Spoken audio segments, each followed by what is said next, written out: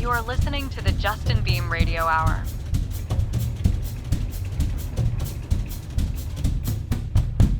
Welcome to the Radio Hour podcast. I'm your host, Justin Beahm, episode 32. Today, my guest is R. Christopher Biggs. Chris Biggs, you know him as an iconic makeup effects artist whose roster of films, especially in the horror genre, is just awesome. From Galaxy of Terror, Forbidden World, Mausoleum, Scalps from Fred Olen Ray, Ghoulies, Teen Wolf, Troll, Terror Vision, Critters, Friday the 13th, Jason Lives, Nightmare on Elm Street Part 3, Silent Night, Deadly Night Part 2, 4, Dream Child, First Power. I mean, I could go on and on with all the things that Chris has done. He's an awesome guy and someone that I've had the good fortune to interview a number of times over the years for various Blu-ray releases. And the conversation today is going to be something a little bit different from Chris. In addition to his iconic cinema work, Chris is a lifelong lover of theme parks, and he has played a role in the design, updating, and evolution of a lot of different theme parks around the world, most notably the Disney parks, and that's nationally and internationally. So I wanted to turn to a little bit of a different page in the discussion with Chris because it's something that I will never have the opportunity in any of my special feature work to talk with him about and focus on that work in the theme parks. So I hope you enjoy that conversation. And then afterwards, of course, we will get to voicemails. Today's topic is, what are your comfort food movies? The movies that you throw in when you're feeling down or when you just need to sort of have something in the background that brings you joy. I've always loved those discussions, and I got a great lineup of calls into the voicemail line, which is at 951-357-6955. Keep your eye on my social media on Facebook and Instagram, where every week I notify everyone of the current week in current episodes topic. So that's the best way to stay in tune with that. And I certainly love hearing from everyone. These voicemails and that element of the show has become one of my absolute favorite additions to this revamped Radio Hour podcast. So thanks to everyone who calls into those. And I certainly want to encourage those who haven't. Again, that number is 951-357-6955 to give me a call on one of these upcoming topics. As far as Reverend Entertainment news, it's been a crazy busy week with announcements. The first was a couple titles that are heading to Shout Factory and Scream Factory Blu-ray, and 4K actually, the first of which is The Boy. That's from director William Brent Bell. And that's one that I wrapped up a month or two ago and includes new interviews with William Brent Bell, the writer Stacy Manier, cinematographer Daniel Pearl, who's certainly an icon dating back to Texas Chainsaw Massacre, the doll designer Todd Masters, the doll handler on set Tanis Hegan. A fascinating conversation with her. And then we have brand new audio commentary with film critics Julia Cunningham and Emily Higgins. So The Boy is now currently open for pre-order on 4K and Blu-ray from Shout at shoutfactory.com and on Amazon. The other announcement from that same company is The Stepfather, a big favorite for genre fans, and for this brought in Jill Sholin for a brand new on-camera interview as well as an audio commentary where she's joined by filmmaker Jackson Stewart. In addition to those, we have new commentaries with film critic Megan Navarro and film critic Keir Gomes. So lots to look for here. And in addition, of course, on both of these releases will be the previously available special features on discs that came before. So stay in tune with those at justinbeam.com. On the coming soon page, you can always see the dates and as well as links to pre-order and all the details about anything that's on the calendar in the coming weeks and months. Also this week, we announced that I'm going to be part of a panel at San Diego Comic-Con. this this was a wild thing to be invited to be a part of, and I'm really honored. It's focusing on indie horror comics and their blend and influence and how they're influenced by cinema and all these different elements relating to that genre. I am a huge fan of horror comics and am looking forward to teaming up with mainstays like Bill Field, Jim Owsley, Mel Smith, Scott Chitwood, and my friend Sandy King Carpenter. In fact, the last time I was at Comic Con was in 2011, and I was there with Fangoria, but I was also helping a number of people out at the show. One of them was Sandy. At the time, she and John were just launching their Asylum comic book series, which I believe was their first. And I distinctly remember sitting on the floor in a concourse somewhere, helping Sandy sort through her promotional materials prior to making her way through the hall to hand this stuff out, and eventually brought her into the Fangoria booth to make a bit of an appearance along with a couple writers, I think, from the comic books and maybe an artist. So it was a fun event. I mean, that was unbelievable. Being a part of Comic Con back then was just an incredible experience. I mean, really overwhelming, as you would imagine. If you've been to any kind of conventions anywhere else in the country, it's in scope so much more massive than anything you can imagine. Although we've had a lot of exposure to it through media now, so I think you have a pretty good view of what the chaos is like there. I've kind of on the side, peripherally, been involved in a couple different ways over the years, like when my friend Anthony Ferrante did a Sharknado panel there. And then also, I got him, Anthony, and his cast into the TV Guide suite for some exclusive live interviews when a recent film of his came out. I think that was last year or the year before. So I've kind of had my toe in the Comic Con waters, but haven't set foot back in the hall since 2011 just due to scheduling and everything else going on, and I am thrilled to be returning. The panel is called the Indie Horror Comic Explosion. It's on Thursday, July 25th at 6 p.m. in room 28, D as in David, E as in Edward. You can go to comic-con.org and find out more about tickets and how to get into the show, all the different vendors that are going to be a part of it, and of course, all the panels that are running all week long. I mean, we're just one of countless sessions that are going to be taking place. But man, I'm so excited to be a part of this thing. And like I said, to return to Comic-Con after so many years with so much having happened in the interim there, it's a tremendous honor. Another honor is something happening July 13th. This is Saturday, July 13th at the Snake Alley Festival of Film in Burlington, Iowa. I think I mentioned this on the previous episode. I'm going to be presenting a sort of workshop on documentary filmmaking, which really is more sort of the art of the interview. And that's going to be available to anybody who buys a ticket to the festival, either for that day or for the full festival, which I believe is 4 days long. I've been a part of this a number of times over the years in the past, courtesy of the host and organizer, Tad Good, there in Burlington at the beautiful theater they have. And he and I have done a number of other screenings and events there over time, too. Just one of my favorite places to go, one of my favorite events to be a part of.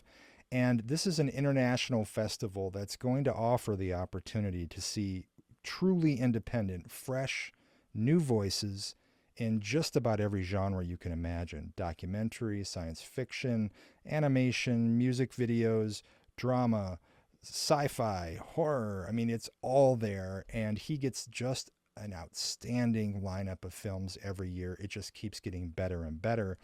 This is the first time I've done any kind of workshop there, and I'm incredibly excited about that. It's coming up as this episode lands just this coming Saturday.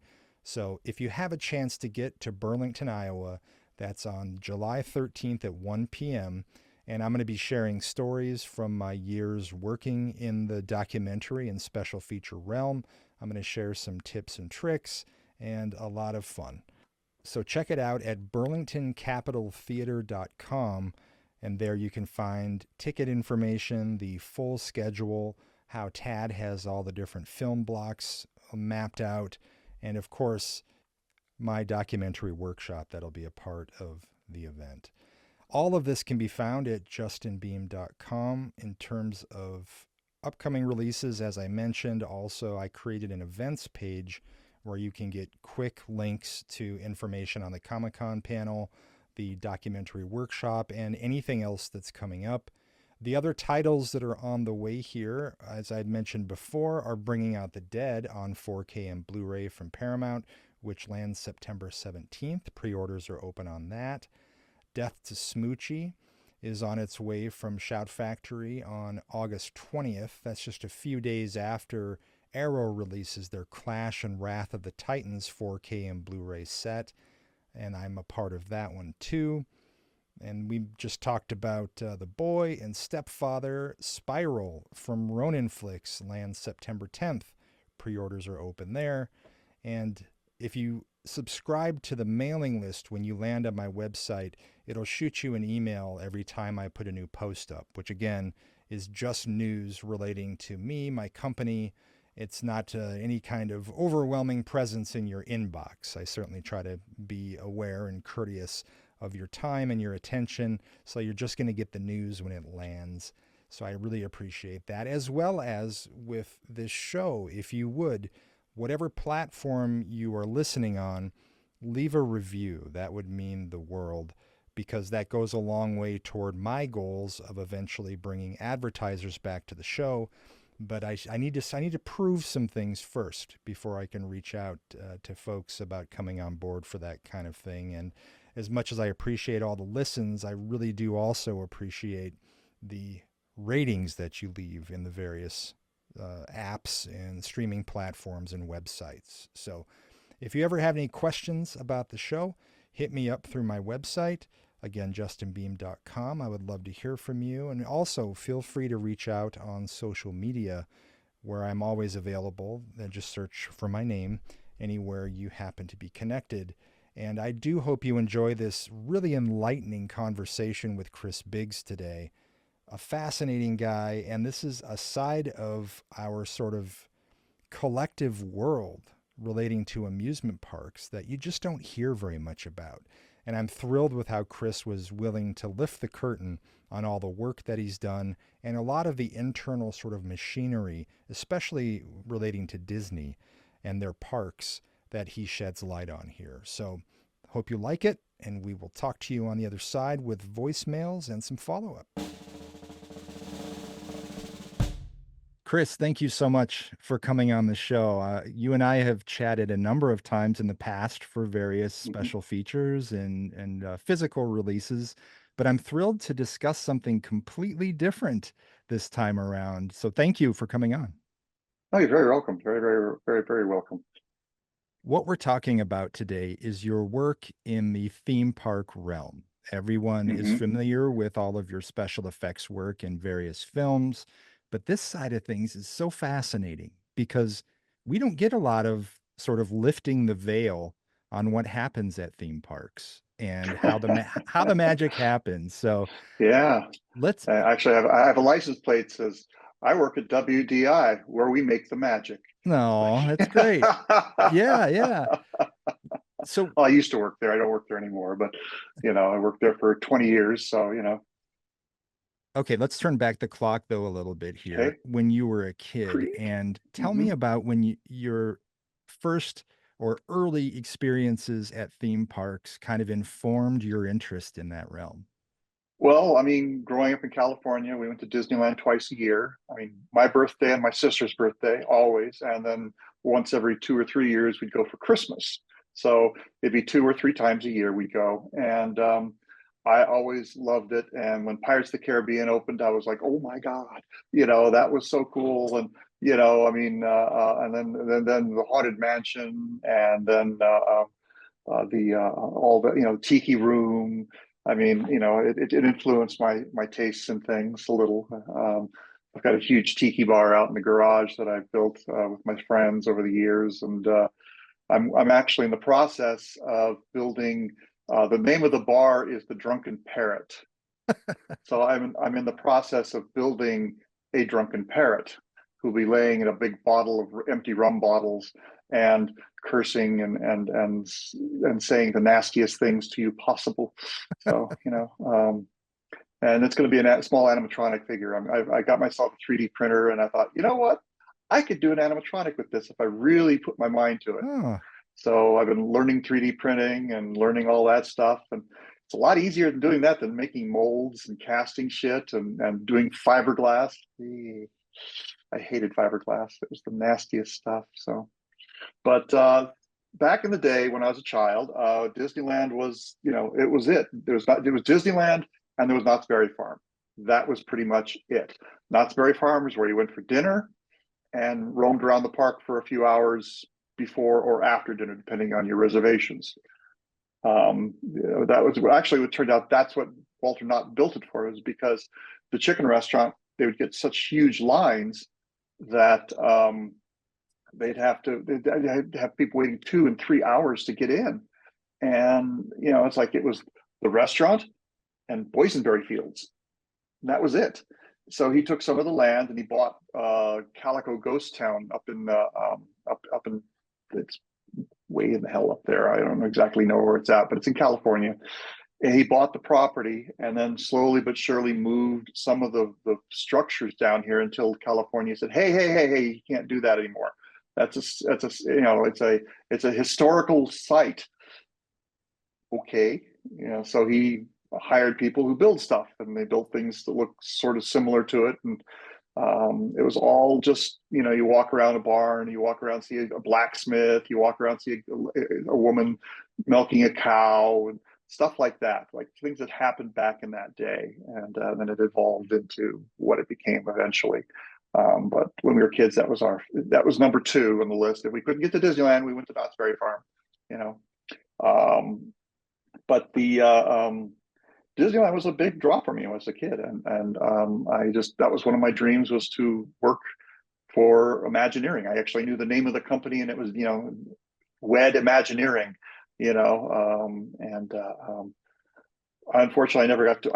I met Walt once when I was about 5 years old or 6 years old. It was like it was the year before he passed away. And it was he was on his little fire engine that he used to ride around in town on, and he would sign little like business cards and hand them out to kids and shit like that. And so I got one of those. I don't know where the hell it got to, but I had it. It'd probably be worth $1 million now. I mean, yeah. it's like, because they were he wrote them. I mean, he wrote it right in front of us, so it's not like, oh, it's printed. Not like Steve Martin, where you ever hear about Steve Martin's thing? He takes he had business cards printed when he was really famous and really the comedian, and it just said, "Hi, I met Steve Martin, and he was a really nice guy," and it had his signature on the back of the card. And then he said everybody kept saying, "Could you sign the card?" So he just said that kind of defeated the purpose of passing the cards out, So, but anyway, so back to the thing. I grew up, went to school, went to all the stuff. Had an artistic twist in my life, and I could sculpt. I discovered in high school, and my dad, his sister worked for Bank of America. Oops, this is falling out. Worked for Bank of America, and she was the banker for Roy Disney, and and the banker for pretty much the studio. I mean, she backed up everything. So she wanted me to get into animation. My aunt did, so she made arrangements with me to meet Donald Duckwall, who at the time was the head of feature animation. Yeah, it's like, really, Donald Duckwall? I mean, nice guy, a complete pencil pusher. Wasn't an artist at all. He was just he was literally a manager, and that was his job, was just to keep everybody on track and on time and on budget and all that stuff. So I told him I was more of a sculptor than a drawer, and because my sketching still sucked at that age, and I could do Disney cartoons, but they didn't want that. They wanted somebody who could draw like 4 lines, and you could tell exactly, that it was like a woman lounging on a couch or something like that. They called it minimalism, and that's what they looked for artists. They wanted artists who could convey the look of what they were wanting in 4 or 5 lines, and not, mine was like this little sketchy, just to make a circle, you know. But my first major sculpture I did was Abraham Lincoln. And I sculpted it at home a lot because you only get an hour at school, and so I would bring it home and work on it at home, and it looked pretty damn good. And so I showed a picture to Donald, and he was like, "Well, you need to go talk to somebody in Imagineering." Like, really? Oh my God! So I met Blaine Gibson, who was the head of the sculpting department there, and he had about 10 people working underneath him at the time. They were gearing up for Epcot, and I didn't know that at the time yet. So but I got accepted into the apprenticeship program there, and that meant that when I graduated high school, I was going to go there and work 2 days a week there, and go to CalArts 3 days a week, all on Disney's dime. This was the '60s and the '70s when they were still spending money on people. Yeah. They still had Walt's attitude. I graduated high school, and I called up Blaine. Because all through high school I'd been in sending letters back. No email back then, so I was posting letters and photographs of things I was doing and stuff like that. And keep it up, keep up the good work. He says, "Here's a project for you. I want you to try this." And I do it, and he's like, "Oh, that's really good. Okay, great."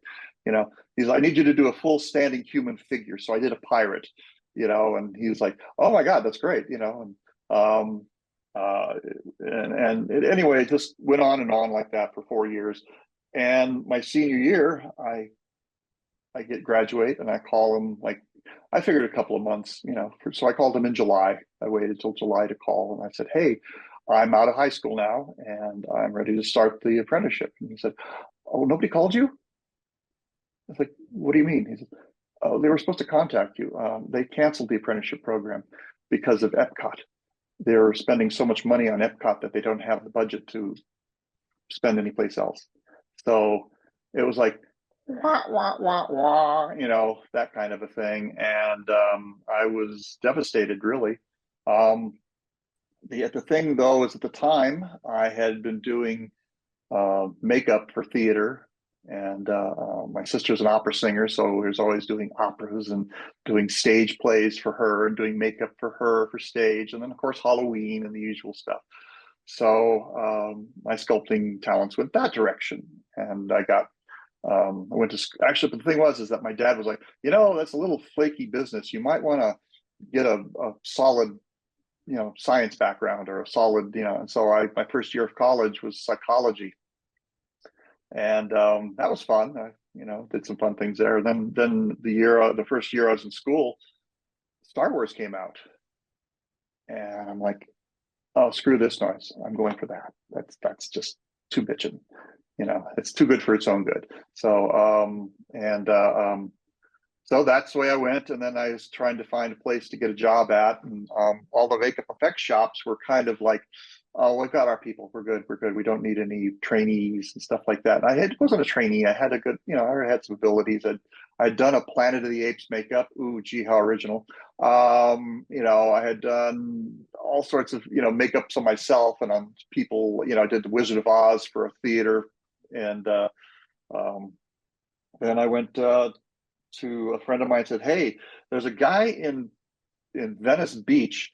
He'll hire you and pay you, and then you can learn on the job," kind of a thing. And so I went to Roger Corman, and I worked for Roger Corman for 4 years. And while I was doing that, and also I was also the other thing, back to originally to Disneyland. Sorry, I'm a little schizophrenic. Blaine said, "Get a job at Disneyland. Just go get a job at Disneyland, doing anything." I'm like, "Okay." And he says, "It's easier to do a transfer from within the company than it is to do a new hire." And I was like, "Oh, okay." So I went there, and I got a job at Carnation Main Street started off as a busboy, and then ended up as a cook, and worked there for 3 years. And finally, it was like when I told Blaine, I said, "Okay, I got a job. I'm in food services." He's like, "Oh, really?" I said, "Yeah." He said, "Did you check with them on how much they don't do a lot of transfers there?" It's like, "Really?" And I looked into it. And it's like the last transfer was like 8 years ago. And while I was working there, they transferred one guy into ride operations in 3 years. There was one guy that got transferred. Everybody else was bouncing from one restaurant to another. It was all food services. Because once they had you, they didn't want to let you go. Um, so finally, Blaine calls me up. He says, "Hey, we got an opening. You need to get this." He sent me this, mailed me this paperwork. He said, "You need to get this paperwork signed by, there's a name on each, on each list. You got to go to that person and get him to sign it." Well, the top one was my supervisor. And I was like, she's a pain in the ass and basically a bitch. And she hated me and I hated her. And she tried to pick up on me once. And, I should have sued her for sexual harassment. But, what are you going to do? It was the 70s. Nobody knew what sexual harassment was back then. Thanks. So anyway, I got everybody, all the people. There was like 8 people I had to sign this thing, and I got all 8. I got all 7 of them to sign it, except her, and she refused. Mm. And so I quit on that day, and I just fuck it. And literally about a month later, then I got a job at Corman's, and was there for, like I said, 4 years. And then I went on to do the monsters and the dead things and all that stuff for all the things you've talked to me about in the past. And then I got hired. Then 1994. I got an opportunity. I'd seen the writing on the wall. I was learning computer stuff, and I got an opportunity to work for a company. It was Charlie Band. Do you know who he is? Full Okay, Moon. yeah, Full Moon. And I worked on Shrunken Heads and I think it was called Beanstalk. I can't remember the actual name of the movie. There's all these horrible movies. And I actually worked for about 2 days on Primevals just to kind of, because they wouldn't let me go. They once they hired me, I was there for almost a year solid. And they were just trying to find jobs for me so they didn't have to let go of me. And then finally, a company called DreamQuest had been outputting all of our dailies. And they're like, "Hey, who's the guy doing the compositing work for you? We need a compositor." So they hired me, and I worked there for 10 years almost. And then Disney bought us. And at that point, they left us alone for the first 3 years. We were still out in Simi Valley, and worked on George of the Jungle and was it Armageddon and a bunch of the stuff, a bunch of the movies that they were doing there. Anyway, I got to working. All of a sudden, they're now folding. There's a movie that was coming out that was called Dinosaur, and we had done one shot for them. It was just push in on with a live camera showing an egg hatching, and it was a model shop gag, and so we had no digital involved whatsoever. But they decided to make what they called the secret lab. And so they moved us into feature animation because, we're going to do a lot more dinosaur movies. And of course, Dinosaur flopped. And so then they just said, "Oh, it's their fault. They did it." It's like, what? We did one shot. Come on. It was all your guys, it was all your feature animation people. And you couldn't come up with a decent storyline, Yeah. In the meantime, they're also doing a ride for it for Disney World for the new Animal Kingdom, based on the movie that was before the movie came out. It's like, oops. So the budget on that got cut badly too. But anyway, the while I was at feature animation as an effects as a secret lab member, um, I got a call from a guy named Ken Horry over at Imagineering, and he said, "Hey, we need you to do some, can you and my boss at the time was Tim Landry. He says, can the two of you guys do some work for us?" Like, yeah, sure. We're doing bullshit work now, and as well as anyway, because we were full-time employees and we were only working on like 2 or 3 things a year. It seemed like. Hmm. So I started doing that. And then, of course, the other shoe dropped, and Imagine feature animation says, well, what happened was that Roy Disney had been gone for 2 years. And he had finished Fantasia 2000 and went on a boat trip around the world for 2 years. And he filmed it with a whole bunch of people. Came out with a documentary. I don't remember the name of it was, but it was a good film. I watched it. And all of a sudden, it's like, okay, he comes back and has apoplexies. Why do we have a feature? We have a visual effect company inside of feature animation. What the ever loving, And so, needless to say, a bunch of us got laid off in one afternoon. There was about 75 people they laid off from our division. Of course, they kept all the software engineers and all the animators, but they laid off everybody else. So, so I was like a little devastated and kind of fucked up. And then Horry called me up and he said, "Hey, I heard you guys got laid off." He says, "You want to come over here? We got a project. We're doing the 50th anniversary for Disneyland." Like, he says, "It's just compositing. I got 10 shots. You got 10 days to do it in." But, okay. So I went over there and I got him done in 2 days. And I'm like, I just shot myself in the fucking foot. Jesus Christ. I had 10 days of work and now I'm going to have 2 days, And he said, "Oh, no, don't worry about it." He says, "There's a ton of stuff on this. In fact, you know what? You're now in charge of it." What? Wow. He's like, "Yeah, I got so much going on. I can't keep my eyes on this and that." And it was working with some feature animation guy, 2D feature animation guys. And we were doing Donald Duck, and Steve Martin was the host, and we had Donald Duck interacting with Steve. And so my job was to make Donald look like he belongs in the environments and to do little bits and pieces and do some clips and do some graphics and some compositing. I mean, the 10 jobs I had was they couldn't get Disneyland and Steve Martin time schedule synced. So they built half of Main Street in a studio at Disney Studios in one of the sound stages. But the only trouble is that they had put light bulbs in the street lamps and they're flame at Disneyland. Mm.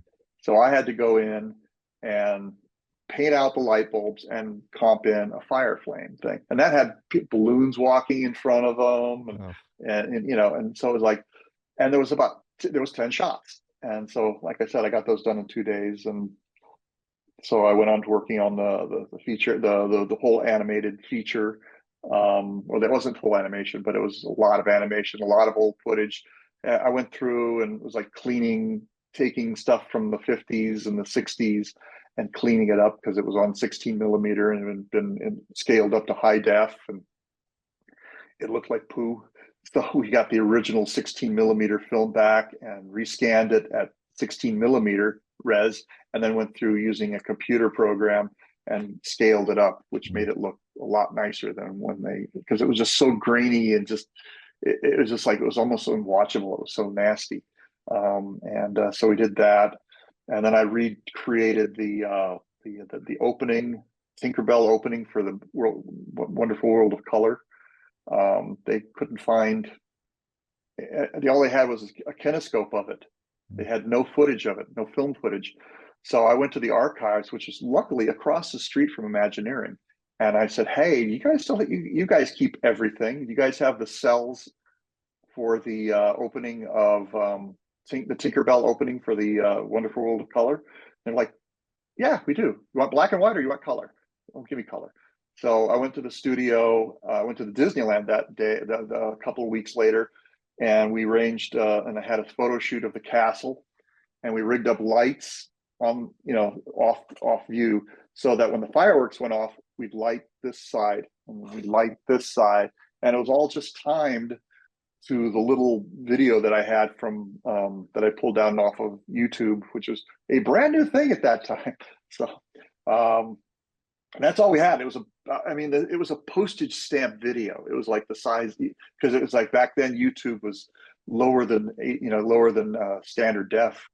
And we got the footage shot and we came back and I stabilized it because the guy who did the camera work was just doing this the whole time. It was just like, I don't know why. It was on a tripod, and how the frig were you getting how does that happen? Jittery? Yeah. So I stabilized it and then did the fireworks in After Effects with a program called Particular, or it's actually a plugin called Particular for After Effects. And buzzing just stopped. Good. And the anyway, lost my train of thought. Just give me a second here. You can edit, right? Well, yeah, of course. Yeah, Okay, I'll be thanks. editing. Okay, good. Um, so we got the footage. I rebuilt the fireworks sequence. We had the little animation of Tinkerbell coming in, but we only had her coming in and doing the ting. They didn't have the fly around thing that she did. Um, so I took her animation, her still of her doing the thing. And when she first comes in, she goes ding, ding, ding, light the three fireworks up. I had to recreate that. And I took a still of her and I used a in the program called uh, animation pins and pinned like all the angles and stuff like that. So it was still image, but we were bending it like it was animated and like it was IK, and rigged it all up and then redid that, created that sequence, and then did the swoop around as just a single still of her with wings that I made that were just fluttery wings, Hmm. and then also the trail of pixie dust was also recreated. So all we had was her coming in going dink at the end, and that was it. And that was the opening of the whole sequence, the whole show. So, but it turned out pretty good, and I saved it in high def, and actually I resed it up to 4K because I knew that down the road they're going to need that again, and of course it never fails. It's like, yeah, sure enough, 2 years later they're like, do you still have that Tinkerbell opening from Wonderful? It's like, yes, I do. Yes. um, but I went from that to working on the next thing I worked on was Space Mountain, Paris, and they were rebuilding it, redoing the interior. They're adding projections inside of it. And one of the things they wanted to do was they wanted a comet coming, like it was coming at you, and it's kind of turning as your car is turning as it's going. So they wanted it to kind of turn to feel like there was some parallax going on there, like you're passing it. Hmm. And the R&D department had done a pass at it, and they had taken a styrofoam ball and kind of threw some acetone on it, painted it white, and covered it in fake snow, and then rigged it with CO2. And they were rotating this thing and having CO2 blow out the back end of it, and it looked just like that. Hmm. It looked like a styrofoam ball with CO2 blowing Yeah, on it. yeah. So they asked me if I could do something with it, and I was like, okay. So my first enemies were the R&D people because my thing got used and theirs didn't. Um, they were very upset with me about that, and it's like, hey, I'm sorry. They asked me to do it. I did it. They liked it better. Hmm. What can I do? Yeah. So I did that, and then they said, well, while you're doing that, we have 8 other screens we need to put stuff on. So I created some planets and did a whole bunch of I did a fireball, like a molten fireball coming at you, and a couple of other things, a galaxy. We had and then the funny thing was I ended up using that galaxy when we redid Space Mountain here in LA. I ended up putting that as the projection up on the wall there as you're going up the thing. You see this galaxy, and we're doing it like a black hole, and it was like emitting things, and it collapses in on itself and then Mm. out. Yeah. So did like a supernova thing just as you get to the top. The idea was because it was like so dark in the new tunnel, because the old tunnel was bright, had a lot of light going on inside of it, so it made your eyes close down. So when you went over the edge, it's dark. There's nothing to see. Yeah. You can only see darkness. So we decided to do that and have it be like a really bright supernova blast that hits you. We were going to put a light right there to go with it, but they couldn't get the infrastructure in time. So it was just the projection. So, but that was the idea behind the explosion. So, but let's see. For Space Mountain, we did a Halloween thing a few years later. We did Phantom. Was it? No, it was Ghost Galaxy. And they had done it in Hong Kong. It was the first overlay that was done for Space Mountain. It was done in Hong Kong, and they decided to bring it here. And they asked me to map the outside of Space Mountain, put projections on it. Hmm. So I spent 3 months sitting outside of Space Mountain in the middle of the night after everybody had left, because I could work from closing time until sunup, and that was not even two. I mean, it's like about an hour from sunup. I had to work till, and then it was we did 25 minutes of animation for that, and it was from two projectors because we couldn't get it to fill with one, and we didn't have a place to hang one projector straight on for the crowd to see it, so we had to do it from two sides of the roof. And the idea was that they had to build, because of environment and because it does rain in California occasionally, they had to put the projectors inside of a box. Well, they discovered, much to their chagrin, that when they put them inside the box, the little glass thing that was in front of the projector fogged over. And it's like, I came the first day to see it when it was running, and I'm like, why does it look like it's got a filter on it? Yeah. Like it's got an opal filter on it. It's like, and they had hired a guy to go up there every hour on the hour and wipe the glass down on the inside of the box. And it's like, why don't you guys just put an air conditioner in there? What do you mean? It's like, if you put something that keeps air flowing in there that's colder than it is outside, it won't fog up. It's like your car, you put the air conditioner on, you defog your windshield. Oh, okay. So, they did that, and they didn't have to work. They didn't have to keep that guy going up there every day Right. for hours. Poor guy. So yeah, no shit. Um, So what were but you projecting? Like what were you projecting um, onto it? it's well, it's like the creature is being contained inside Space Mountain, and Oh. he's trying to break out. And so you'll see, like, one of the it was seven little animations that were all about 3 or 4 minutes long. And then there was what I called a holding pattern, which was just this really weird psychedelic kind of colors and stuff like that, very Doors-esque, I love it. um, and then they had we had one of them was one of them is, you see the mountain. It's like it was the first one at the protection setup, and you see the mountain kind of it was like green wires, like wireframe Hmm. going up, and it was like you kind of saw that building up, and then it comes on with this, like, kind of energy looking field, and then it fades off, and then the first thing you see is a fist punch one of the walls, Wow. and it hit, and we had like dust come falling down off the thing, and you'd see the compression, the impression of the hand. We have those scenes where he's pushing against it, and you can see his hand sliding against the wall, Huh. and the one where he shoots this one, he gouges a huge gouge into it. Then there was another one where he starts pounding on it, and it starts collapsing, and the whole top just falls in on itself. And then we start back to the thing rebuilding itself. Yeah. So How yeah, it was fun. cool. How cool. Yeah, what we ended up doing is, because we ended up making a model, because the original plans, we went out there with LiDAR equipment and we scanned it, because the original model didn't match it at all, and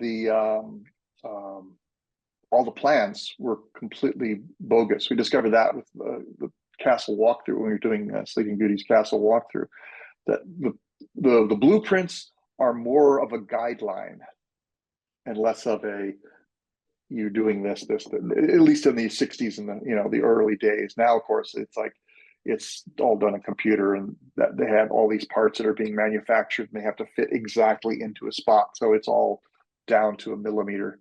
But back then, no, it wasn't. It was just, oh well, we only put we didn't have room to put the 12th ray on this side, so we only did 11. You know, so that's what they call those strips that come down Space Mountain. They call those rays. Mm. Like, okay, Yeah. whatever. But the hard part was we had to we had to set it up so we were projecting on a 3D model the images that I made, and we'd have to have left and right side, and they had to overlap because they're filling in gaps that like the left side projector on the left side would cast shadows on the right side, and the right side would cast shadows on the left side, and so we needed it to fill in both sides and the shadows and be the same color and the same value and the same tonality and the same brightness and all that stuff. So the projector guys really had a job, cut out for them, because they had to go up there literally every night before they stood. They had to do a light check to see if they need to replace the lamps or not, because Sure. the lamps, they don't go out. They just kind of, oh, right, right, right. They just start dimming little at a time. And we couldn't do that on this because it was like, so they replaced the lamps 6 times during the run, which was Wow. like September to the 1st of November. So, Yeah. so anyway, but let's see. From that one, then I went on to do the next thing was Madame Leota. That was a big one for me, because of course I love Haunted Mansion. I also got to do, well, the other thing was, no, I'm sorry, before Madame Leota was Pirates of the Caribbean, and that was exciting. The first movie had come out, and no, I'm sorry, the second movie had come out, and we were putting a waterfall in with Davy Jones. We've been doing this Davy Jones test in what we called it was basically an old barn that was in Glendale. Hmm. This metal barn. It was an old warehouse. It had more pigeons and more pigeon shit than it had flooring. And you used to go in there and it's like, I need an inoculation for my antibiotics because the whole thing is nothing but just a disease-ridden room. Hollywood. Yeah. um, and the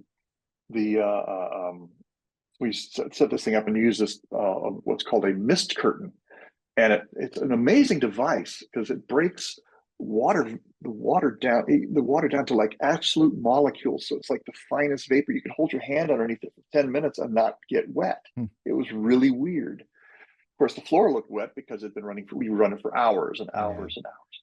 And we were trying to determine if we wanted to do a front projection or a rear projection and where the hell we put the projector, because this was going to go into a place in Pirates of the Caribbean that already existed. It wasn't being built fresh and new. It was so it was the transition tunnel between the gold, the gold and the battle. It's kind of a drop, right? That's after all the drops. Okay. So yeah, we're way past the drops at this point. What this actually is the transition from the building that's on the Disneyland side going under the railroad tracks to the building that's on the other side of the railroad tracks. And that's where like all of a sudden it gets huger and the big, much more higher, bigger scope. And because the battle scene is half the building, Yeah. So then when you're going back into the prisons, you're going back under the railroad tracks, and then you're going up the ramp at the end. It's so funny because nobody in the '60s, nobody ever thought twice about that. And we were talking about doing that for something like that for Shanghai Pirates, and they're like, "Well, the question why they're going up." It's like, why? What do you mean? We do it at Disneyland. Nobody ever thinks twice about it. Yeah, It's yeah. just part of the ride. You're magically going up a waterfall. It's like, it's cool, and it's like, no, they didn't do it. So the one in this one in Shanghai Disneyland is completely flat. Huh. And it has one little scene where you go backwards and you go a little dip, and that's about it. The rest of the time it's a flat plane. Boy. So yeah, no drops, no splashes. All the drops are done projecturally. We're projecting this one. You go into this like a tube, and it looks like you're falling. Like water is rushing past you, and you can see the top of it, and it looks like it's moving away from you, like you're going underwater, Yeah. and then you're underwater. So it's It's actually a very cool ride. The new one. It's one of the more. It's based on the movies, not the ride. Kind of like the movies are based on the ride, and we added a little bit of bits and pieces of the movies. Hmm. So back to the waterfall. We got that put in. We rebuilt the. I rebuilt the rainstorm, the hurricane, which is the skeleton at the ship's wheel, and we rebuilt that because it was like a giant disc, a spinning disc that had remember when you were a kid and you were in school and they had these overhead projectors? Hmm. They put a piece of a little backlit thing and it would project it on the wall. Right. That's what this was just a big one of those. And it had a just big cylinder with little white scratches through it and light below it. And that was the rain. So now we have projectors. We could actually use projections. Hmm. We ended up putting 4 projectors in there. We had one from each side, and then there were and because of the way they built the thing with the scrims, we put them off to the side, pointing towards the center, so that they overlap, and it creates you don't feel the thing it's like boom, boom, boom, boom. It was definitely had, it was all different, and they all going the same direction, and all, was felt like rain. And then we added actual lightning flashes instead of just strobe lights hitting paintings of lightning.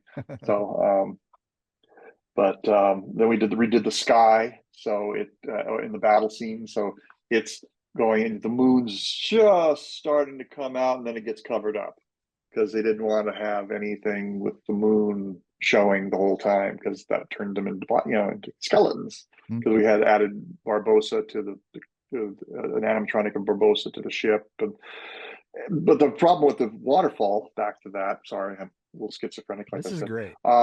was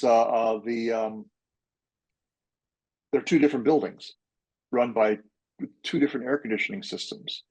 And the pressure from one air conditioner or the other would cause the waterfall to list one way or the other. Oh. And so every morning they had to go out, and the air conditioning guys there was one on each device and a guy standing in front of it with a microphone, and they would adjust until it fell flat. They did it because it just came out of, by the end of the day, it was out of alignment. Yeah.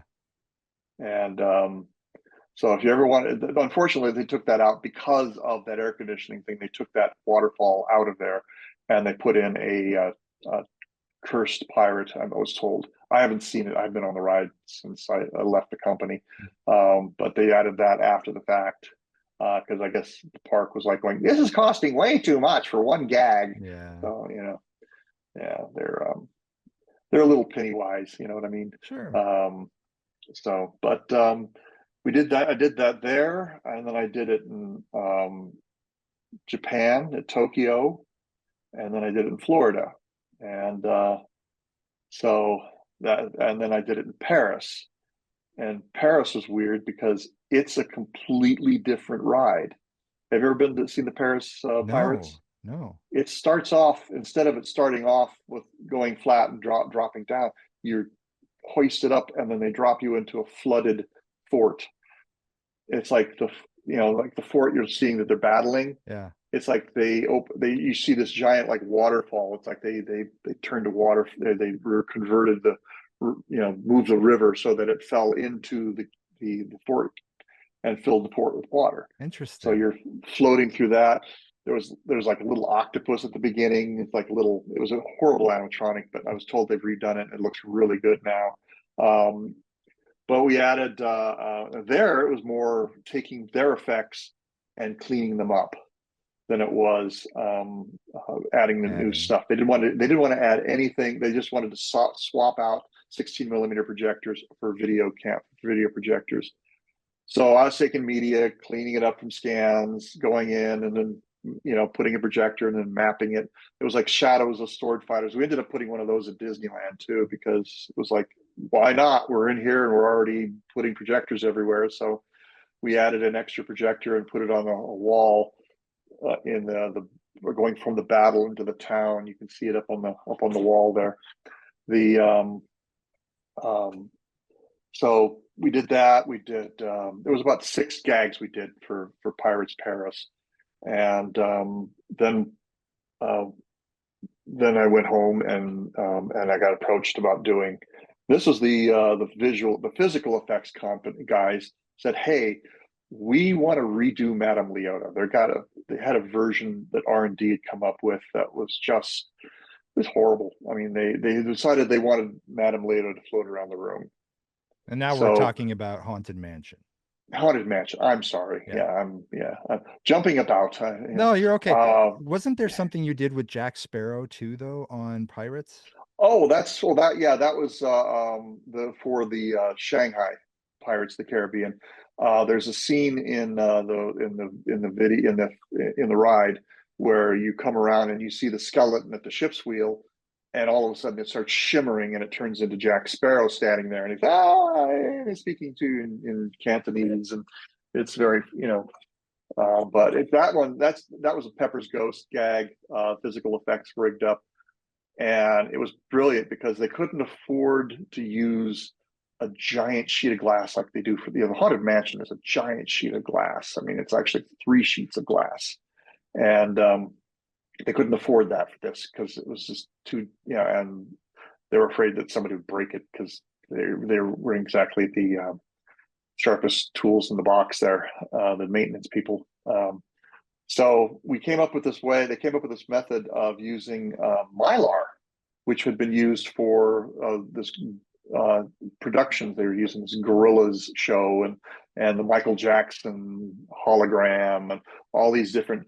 And it's basically they're using mylar, these giant sheets of mylar that are reflective, Huh. and they have them at an angle of 40. It's set up just like a Pepper's Ghost, 45-degree angle, but they had like monitors and stuff like that up on the ceiling so that they could reflect the character, and then the dancers were in front and behind the screen and looking like they're interacting with them, and of course they're not.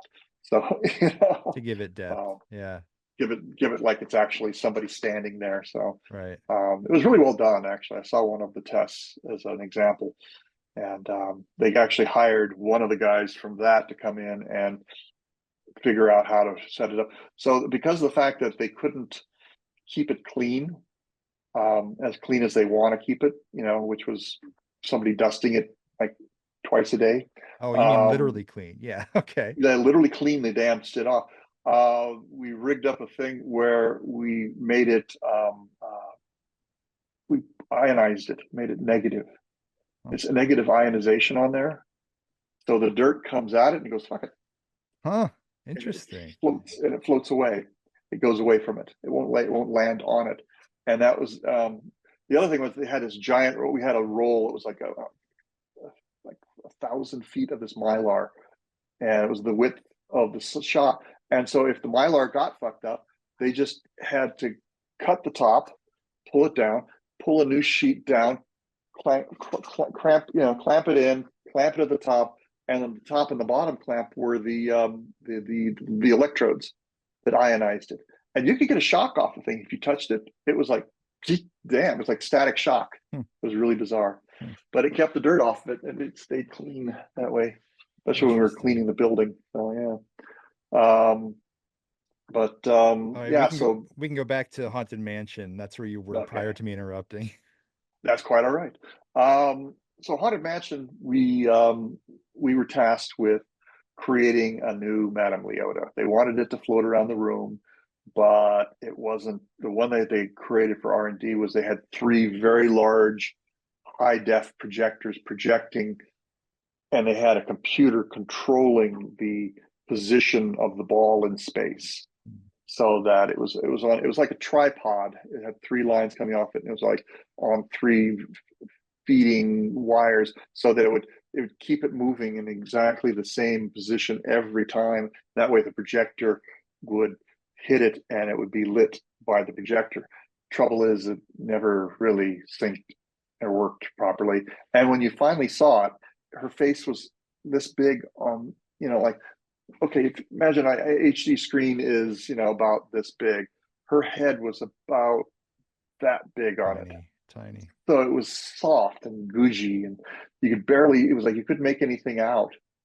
So we did tests and experiments. We found these projectors that were like literally the size of a pack of cigarettes. maybe 2 packs of cigarettes stacked side by side. The only trouble was they didn't have a wide enough lens, so the guys made a little plexiglass mount, mounted them on there, and then mounted a lens that the lens would project into and would just fill the face. And it was actually behind. It was almost just parallel to what the ears were. So then that lens filled both aspects of the face. It was rear projected that way. So, and we did tests with that and experiments. And my job was to make the face fit and look good. And so on top of that, also, because I got the original 16mm footage and I got it scanned at actually, the time I got it scanned at high def, and the things were the projectors were so small they could only do standard def. But even at standard def, it was better than the other, because the original one, you always had the white dot right in the middle of her face there, because of the projector getting it there. And then the second one was the R&D one, which was the floater one, which it just was soft and mushy. And then ours, which was very sharp and very crisp, and you could see her face very cleanly. And because of that, all the little scratches and dust bunnies and things like that had been living in that film for decades, looked like shit. So I went through and cleaned the footage from start to finish. And it's a full minute. It's 1,800 frames. So I had to clean 1,800 frames of that thing. And on top of that, then instead of having the transitions between, there's like 4 transitions, and it would always just be a crossfade. Yeah. So I stabilized the footage, I lined them up, and then instead of doing just a crossfade, I did a morph between point A and point B. So it's actually, because one of them, she starts and her eyes are already open. She usually closes her eyes between sequences, but then she'd open them for the next sequence. Well, at the very last sequence, she doesn't close her eyes. Her eyes start open. So it was like, so I morphed it so that I open her eyes as we go into the next sequence, and then I worked the hell out. When you see the face, it's like, what kind of a weird little alien is that? Because and I did it in green for the original one, because that's the actual footage. She was painted green. But when we did Haunted Mansion in Florida, the director was like, "Can we make her blue?" Sure. It's color timing, it's like, okay, yeah. But the trouble was, when I did the blue, it made her lips like, so I had to go in and comp her lips and just do a soft matte right there that just kept the color change off of her lips. Otherwise, it was just gnarly. And of course, she's got that horrible 60s makeup on. So, so nothing we could do about that. Everybody expects that, that look. So, and the eyelashes from hell. So, well, she's very iconic. I mean, and how cool for oh you. yeah. How cool for you to have access to what people have been seeing forever. I mean, that footage. Well, Lee Toombs, who was she was Leota. That's her real name, was Leota, Lee Toombs. She was a worker at Imagineering, and they just grabbed her. "You're pretty, come here," and they did it. And her daughter is like in charge of the art department, the art direction of all of Disneyland. She's like the art director for all of Disneyland now, and she played Madame Leota for the Nightmare Before Christmas overlay. Oh, cool! Yeah, Kim keeping was it in the family. Yeah, I was like, why not? And so I got to shoot that one, and I shot it exactly like we shot the original one, which was, we took 2 2x4s and we measured the width of her head, and we had her lie down, and we put a cap on her to keep her hair from getting in the way, and then we covered it with black velvet, and then put some padding in there so it wasn't too uncomfortable. And she laid down and did the lines. That's how Lee did it the first time, and it was just shooting straight down. So I tried doing that with 2 or 3 different things, but we were shooting, back to finishing the Madame Leota story before I go on to another one. Yeah. So the powers that be were like, well, this is new. We're basically fucking with an iconic thing. This is like, everybody knows Madame Leota. We have to, we called a Leota off. We set it up so we had the original 16mm print projecting onto the original head, and it was on one spot. And then we had the video scaled up as much as we could, and of the R&D version, and then we had our version sitting off to the side. and it was like three heads, and we had them sync so they're all doing the same thing at the exact same time and saying the same thing, and we had the audio going so you could get the idea of it. And they're like, well, your guys' stuff is definitely better. It's just, you can see right now, you can see the definition. It's going to look great when it's up in up in the rafters. You'll be able to see her face, and it doesn't look like they were afraid it was going to look like a headlight. And we just color timed it so it looked natural, looked Yeah. perfect. And we used instead of we put black light paint in the hair, and then had these black lights that were um, undulating at different angles. Had two black lights on her that were undulating at different angles, so that the hair looked like it was alive and moving like snakes and shit like that. And so this is Bob Iger. This is the heads of all of the Imagineering heads, and a couple of people I had absolutely no idea who they were, but I'm sure they were important because they were wearing very expensive suits. Um, and so the whole thing was done, and they're like, okay. And I just said, okay, turn the lights on. And they turn the lights on. Of course, the other two disappear. Ours is still visible. It's still, and Bob Iger turns to me and says, okay, now I'm creeped out. So, After all so he's that, done that for was you to creep him out. Yeah. Yeah, yeah. Well, they still were like, well, we still want to see how it's going to work in a day-to-day thing. So we were doing a pirates overlay on Tom Sawyer's Island. So I was assigned to do a transforming pirate for that. So we hired an actor and made him up and shot him. I shot him because of the fact that he was going to be, the head was going to be moving. It wasn't just going to be sitting still. It was going to be on a rig. So Mm-hmm. it was it's called a 3-point neck.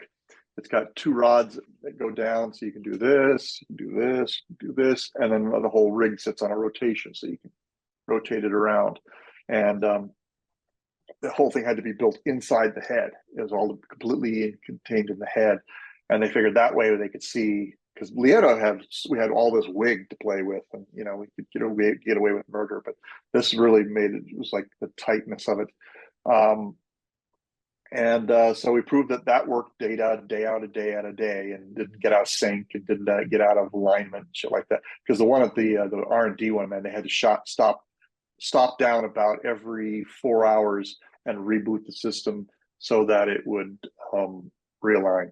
Wow. And they would just do your doom buggy has stopped. Please remain seated, and then all the lights would go down and the lights would come back up again, and then they'd start up again. So it's like it was yeah. Not ideal. It sucked. Yeah, so it wasn't ideal. Ours, like I said, worked 24/7. It was bulletproof, and still there, still working. The only thing was that they switched it to high definition about a year before I left, before I started working in Shanghai. They changed it all to high definition, and they're like, "Oh, this will be better." It's like you couldn't tell the difference, but it's like, Yeah. okay, fine, whatever. The reason was that more for that was the fact that they were switching over all the servers from the standard def to high def Mm-hmm. for more of the video things. The other thing I got to do in Haunted Mansion, which I'm very proud of, was the singing busts. Yes. Because in the past, the singing busts had been a face projected on a lit bust, Right. a lit sculpture, and it always looked god awful. It just, it was a black and white video. And so what I did is I went in and mapped the face. And while I was there, I just did a cutout and I did an exact outline of the sculpture. And then I went in and added cast shadows to it so that like the tie would cast a shadow going this way. Sure. And then I added like marble cracks and marble texture and stuff like that. On one of them, I had a little spider come up over the shoulder and kind of, and they nah, take that out. That's too much. So I worked on that, and my favorite moment was the Kurt, who at the time was the head of Magic Kingdom, came in and said, we redid Haunted Mansion Magic Kingdom. We added the bride, the attic bride, which I did a few years later. The one in California sucks. Just pure and simple, because we had 2 weeks to do it, and we had the R&D had been working on it for 2 years, and then they did what we call a shoe scrape. It was never really working for them well, so they just said, "Here, pass it on to these guys," and they're like, scrape the bottom of their shoe onto our desk, kind of an attitude. It was like, "Here you go," and we had to make it work, and it just sucked. So we shot, we hired an actress, we did this whole thing, and we discovered that what made it look like a ghost was the fact that her arms were translucent. You can see through her arms. And our actress, you couldn't see that. So we just ended up using just her face, her head, and had to use a CG body and arms. And they were just, I think we used some horrible little 3D package. It was just like, it was like we found a wedding dress model, and we used that with some female arms that we found, and then did the texturing and all that stuff and rendered that out. It's like, okay. Originally, one of the cool things was is that she always had her hands kind of like this, holding a bouquet of flowers, and she'd raise it up, and as she raised it up, the flowers would die, revealing a hatchet. And we did a time lapse. Had a hatchet that we got from an antique dealer, and we put flower. I sent it to a florist and had them make an arrangement around this thing, and then we set it up on with a black background, black screen behind it, and we filmed this like 1 frame a minute as we had these giant heaters blowing down on these flowers to wilt them and have them die and dry up. And it took 4 days for it to go. Wow. Finally. And then I took it and time compressed it in. And there's like, they decided that we could have her saying 6 things and have the flowers rot, or we could have her say 9 things and do something else. So we just had the hatchet magically appear in her hand. So, and then the one in Florida, we redid completely. We started from scratch because the one in California was just such a disaster. We tried to use the flowers in that one, but they again were like, no, not enough time to do it. Because it rushed it so much, and then having it come back was like, okay, it was just, it looked weird having it come back immediately. So, yeah. And it had to be a loop, because it doesn't. Right. The Haunted Mansion is a constant feed. So we redid it for Florida. We redid we just basically took the photographs of her and made them into a CG model, and it's the same outfit that she's wearing in all the photos in the attic. And what we just add, each one she's got more pearls on her. So this one she's just coated in pearls, just like 12 like strings of pearls, and we use the actors. I think it looks. And then a friend of mine who is an animator at Feature Animation did the animation for the arms, and they're just very fluid and loose. And oh my god, it's just beautiful. Oh. And then I added a ton of little like she had a bow on her dress that just sort of floats, and so just added a shit ton more stuff. And it was like up until I left, I was like, every year I was like, Kim, let's next restoring of the Back to Original Mansion from Nightmare Before Christmas, let's put this video, the Florida video, in. It'll take me 1 evening to map it in and get it all fitted. We don't have the budget for that. Yeah. So it still looks like poo. And I always tell everybody, I look at that one, go to California, then go to Florida and see what that looks like. Yeah. That looks a lot better. Yeah. But the singing bus, I had the head of Disney World's, like he's they call them portfolio captains or portfolio producers or whatever. They're the guys who are in charge of that park, and he was in charge of Magic Kingdom. And he came in, and we were showing the singing busts, and he was an older guy, and he said, "You know what? That's the look that Walt wanted." He says that was what Walt wanted those things to look like, and we could never get it right, because he said they did experimentation at Imagineering before Walt's passing. Don't forget, Haunted Mansion was in the works from like 1964 and didn't open until 1969. Wow. So so it was like, yeah. But Did you yeah. have, because these are such iconic characters, and now there's Hmm. even, they've started merchandising Haunted Oh Mansion. my God, yeah, Yeah, yeah. it's wild. There's so many people who are passionate about their love for Disneyland, Disney Oh World, my God, yeah. and they know every inch of every ride, and they share stories and pictures and all of that. How did these kinds of changes that are technologically more advanced and they make more sense for the park in so many ways, how were they received by people who were these devotees of, let's just say, Haunted Mansion? Was anybody giving Luckily, you I mean, feedback on that? I got a lot of feedback on it, and it was all like, "Oh my God, it's so much better," because Oh, they'd all hated the art. They loved the idea of Madame Leota floating around, but they said she looked like, like she was out of focus. And I was like, yes, she was. And ours is like sharp and clean and clear, and you can see, and also the transitions are now smooth. They're not crossfades, and um, and they just said, "Oh my God, you made it so much better." And then the singing bus was the big one. Everybody just lost their shit when they saw that one, I and bet. all these the Doom Buggy group. Uh, did an interview with me like literally a month after we opened. So they were just blown away.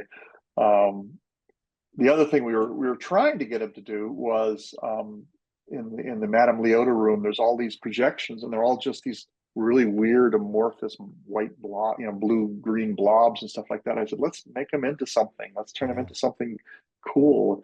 And they just nope, nope, nope, nope, nope, nope. Don't have the budget for it. Don't have the time for it. I was in Florida for 3.5 months from June to September. It's like this. I was there for July, August, and September, which are the hottest times of the year to be there. Ooh, And it's like, yeah. but got a lot done, man. And So I think it turned out really good. did you end up turning those blobs into anything, or did they, or No, at all? They just they're stayed. still blobs. They're They're still still blobs. blobs. Okay. There's just and the thing is, there's like, well, you only see them for like a split second when you're all the way around the room and you're about to leave the room. You can see the little ooh thing happening over there. Yeah. And I talked to one of the original guys who'd worked on it, uh, and he's like, yeah, well, the reason that was there is because we just had to no time to do it. It's like we were there, so they were putting all their efforts trying to get the Hatbox Ghost to work, which they ended up not putting in Mm, initially, and now it's in there. And it's all technologies, allowed that one to happen, yeah. which is kind of cool. I wish they'd done more animation with it. They just kind of like because the arm just moves a little bit, like Yeah. kind of does like a loopy thing.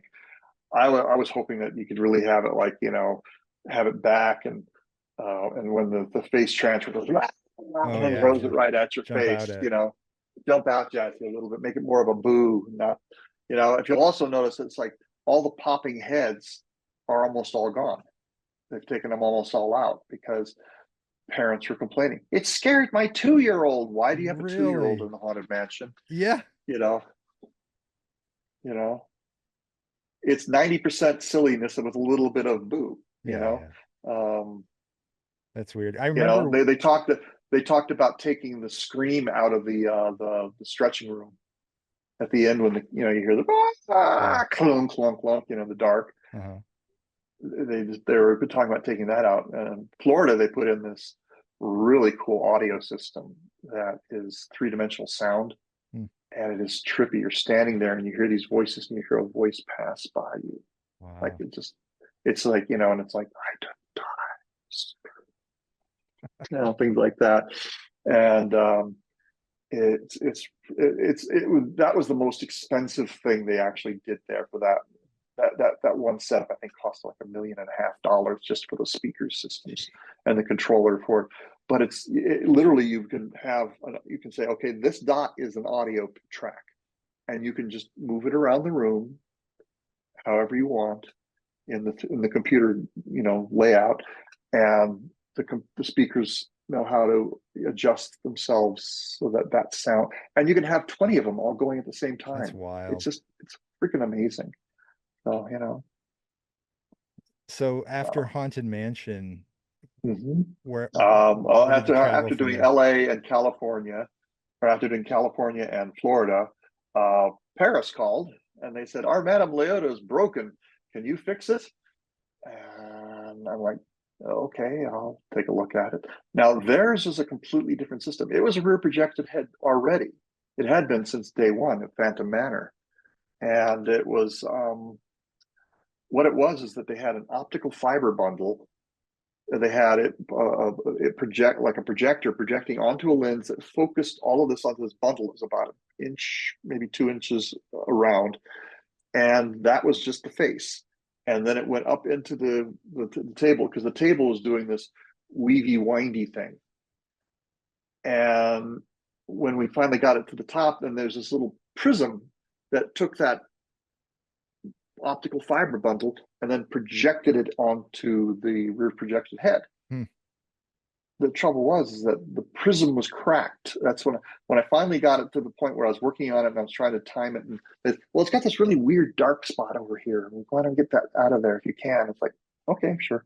They didn't want to change the image. The image was horrible. It was just this woman speaking French with this painted white with these big white, red, bright red lips, and her eyebrows were done in black, and her eyes were like lined in black, and she had like brilliant blue eyes. And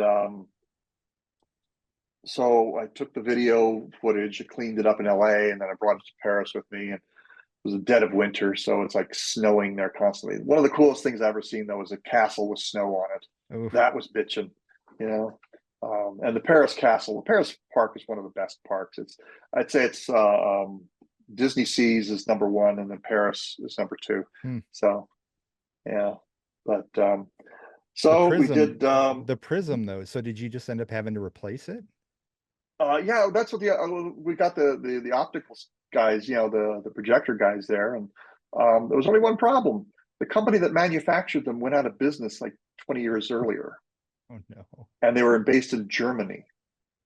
So they had to send some poor schleb had to drive from Paris to this, Black Forest town to find this company to see if any of those things still existed. And I'm like going, I've got a projector right here. We could just, I Yeah. mean, do what we did in California and Florida. It worked really well. No, no, no, no. We have to do it this way. It's just, it'll look exactly the same, except you'll never have to worry about this shit. This Because the trouble again. was is Yeah. that the optical fibers kept breaking. Oh, I That bet. was what they were like, and it's like, when I went in, the first thing I said is like, well, I can see probably your problem, part of your problem right now. It's like, they're like, well, what is it? I said, half your optical fibers are broken. They're snapped. They were just cracked where it was flexing, you know? And it's like, you got to replace all those, Mhm. all. And they had to take it and it had to be rebuilt and then repolished the surface. That took weeks. So it's like, well, while they're doing that, I'm trying to clean up whatever I can here, and I'm working on the singing busts in the other room, and the little Madame Leo, little Leota, um, a bunch of, just working on a bunch of stuff in there. And then they finally, okay, it's finished, it's ready to go. Okay, I go in there and I plug in, and it's like going, it still looks like poo. Yeah.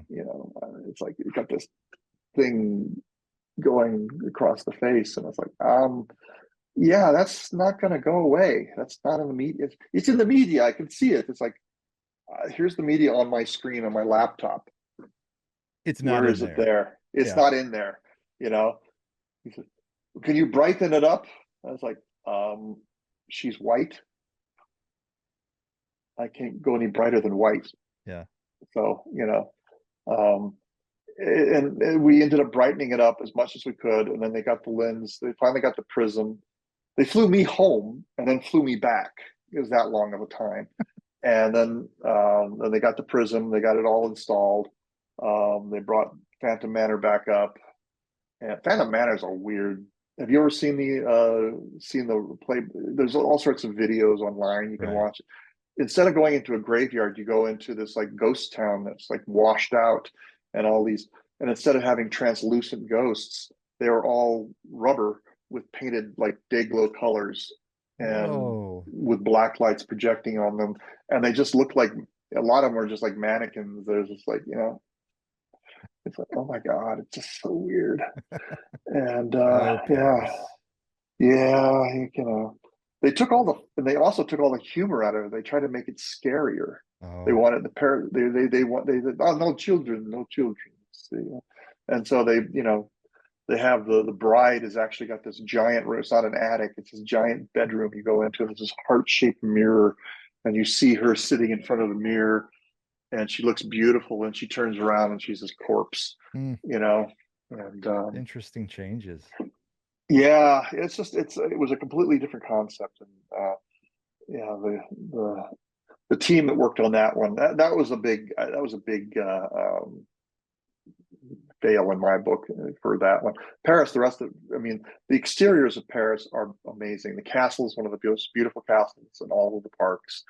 The Pirates of the Caribbean ride is weird, but it's cool, And getting into the Pirates of the Caribbean, it isn't just standing in line. You are going through caves. You have to like navigate this ancient cave where there's like you pass treasures, and you get lost in there too if you're not careful. Well, that's You go way the more wrong way. interesting than a queue. Yeah, and then you get to the queue, and it's like two or three backs of ships that are like blown out, and they got like piled on top of each other, and that's the entrance in. Cool. It's very cool. So the but the Phantom Manor, oof, yeah, it's yeah. So But do after we Phantom find Manor, what happened? I don't know, I worked on a thousand other little things. Let's see.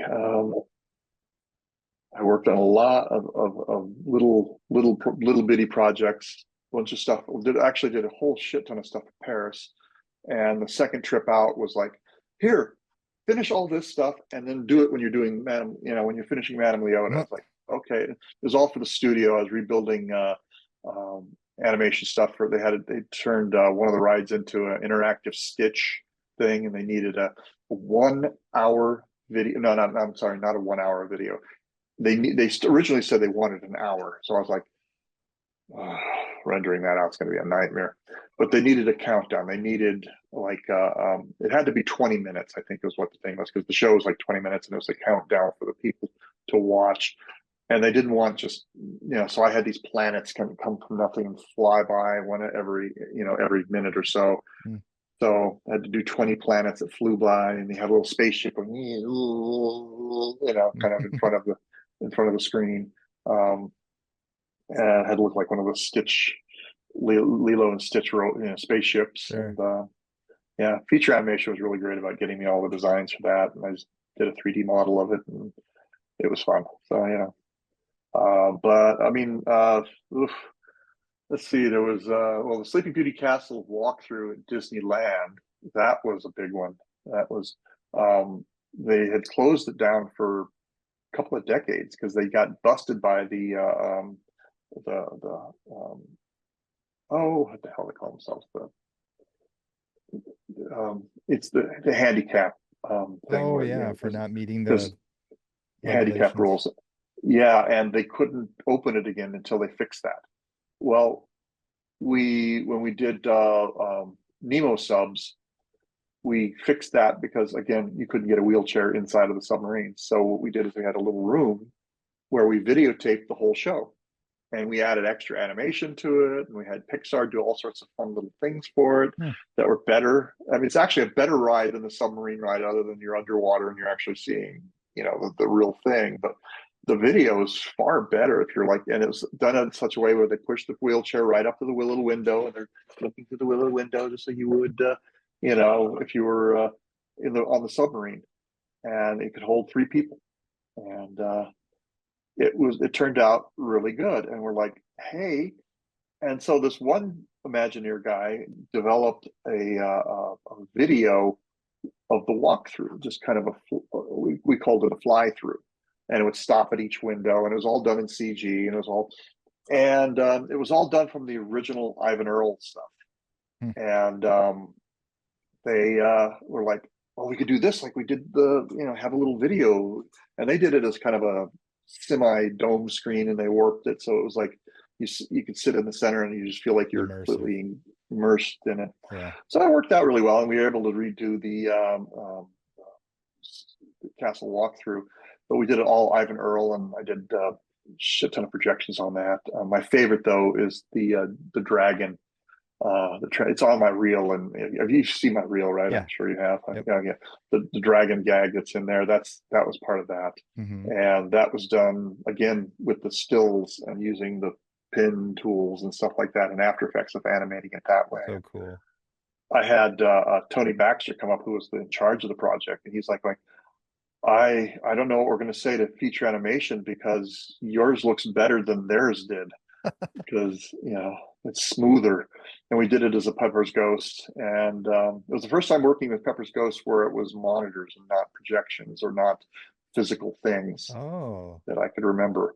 It was the first time we were using just a big monitor, and so we had to figure out how to not have, because video monitors always have what we call video black, which is it's not black. It's just kind of a dark gray. It goes all the way to the edge and shuts off.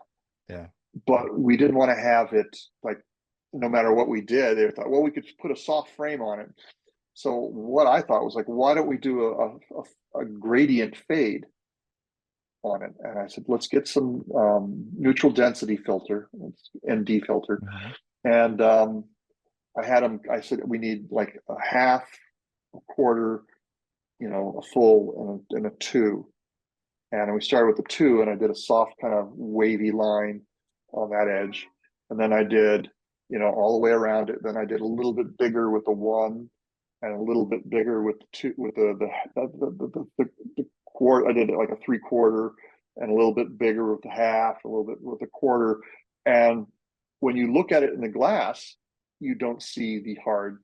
It just is there like a cloud, Mm, and it worked. good It's like, solution. damn. Yeah.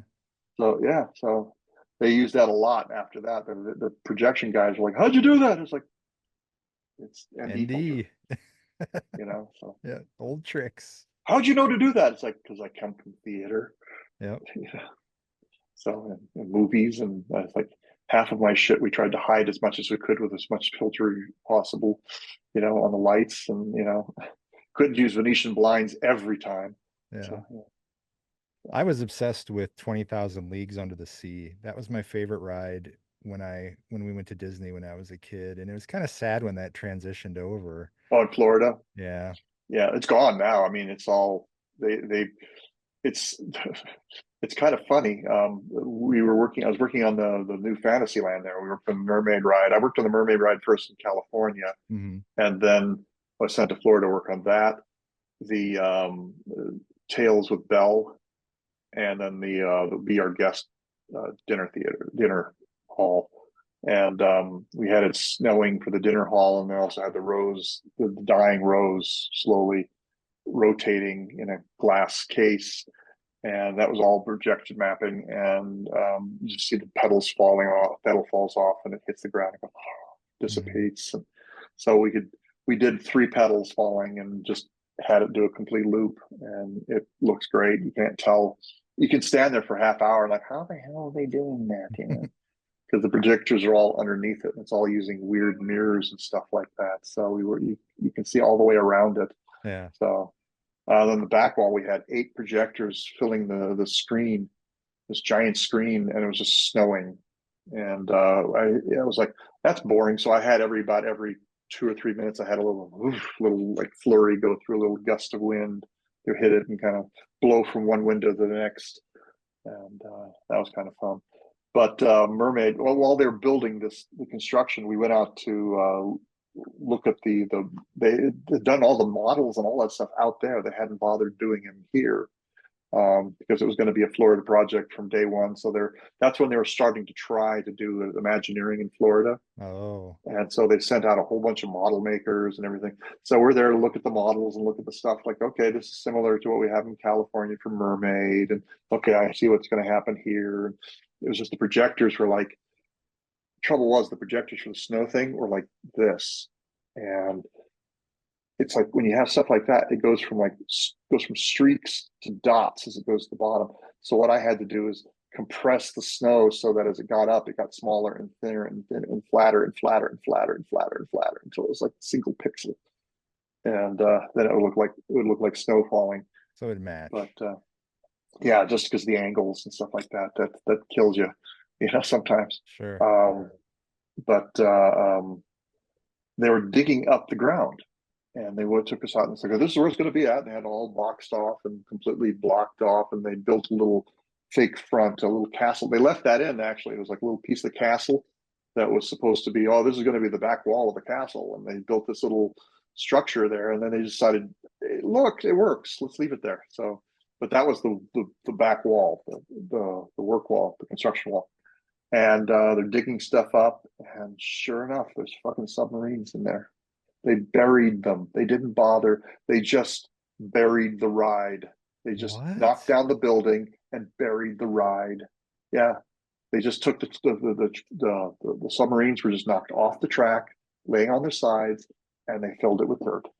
And then they paved over it and put this, the Mickey Mouse Circus, whatever the hell that was. That is wild.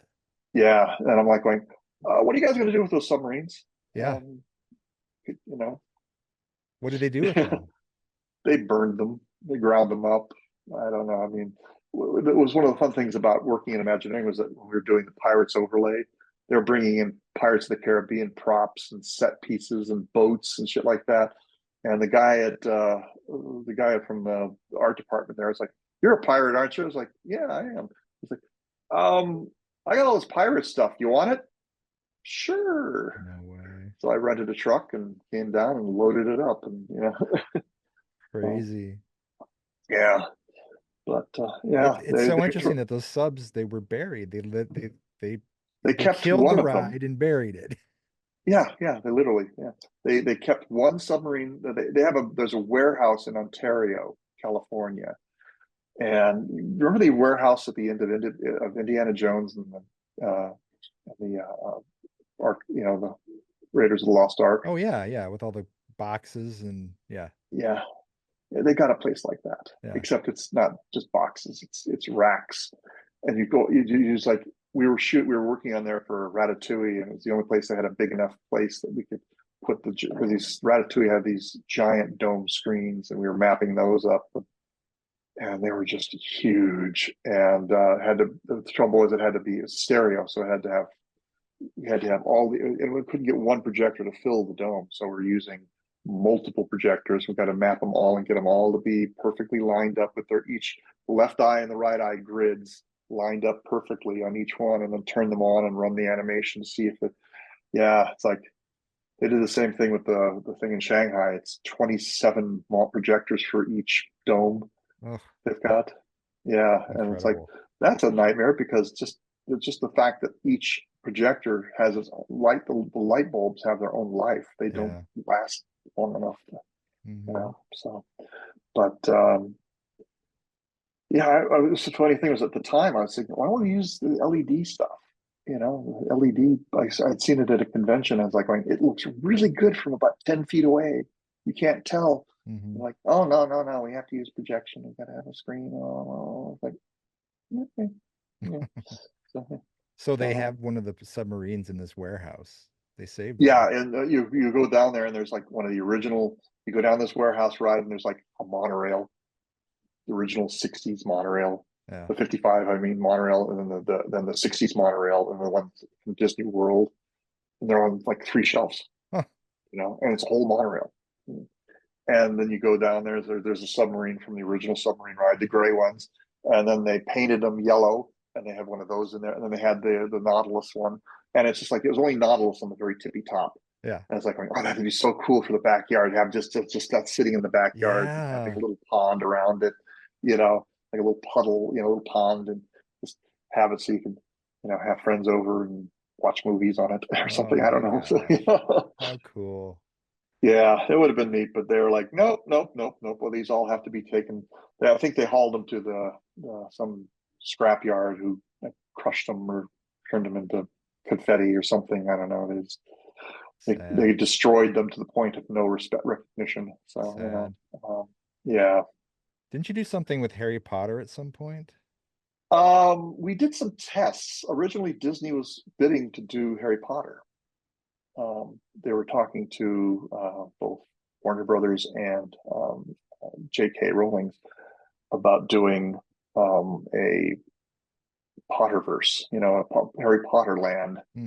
probably for Florida. It would have been only for Florida, at the studio, and they were talking about wanting all these live action paintings, the paintings that come to life and stuff Right. like that. Yeah. They want, so we were doing tests with that and how to do it as cheaply and as inexpensively as possible. We were using just off the shelf monitors you could buy and turning them sideways and trying to hide the fact that they were just 16 by 9, all of them.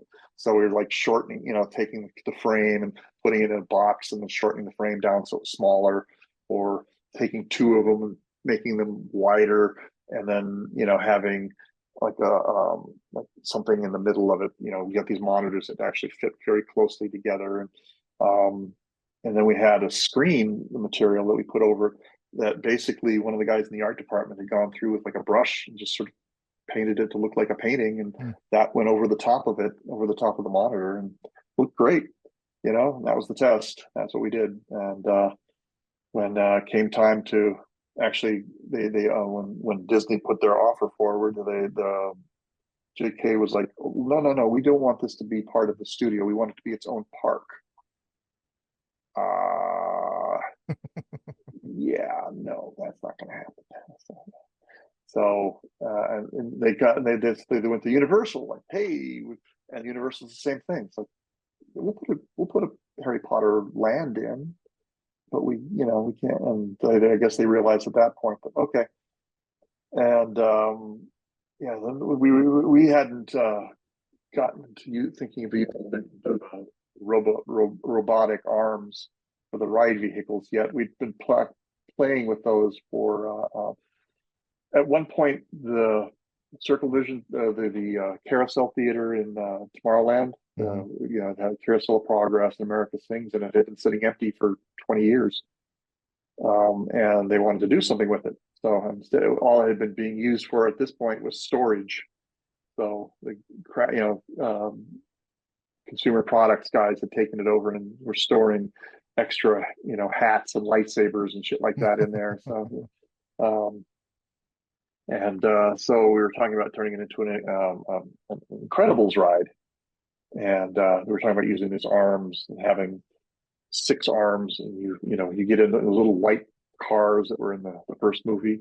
Uh-huh. It's like you're on the island, and you go. So each one would go into like a little dome room and do its little thing, and come out and go to the next one. Oh, As thing, cool. so because you could rotate the building, we could just and pull them up into the thing and have something going on up here, and then come back down, and it's a new room.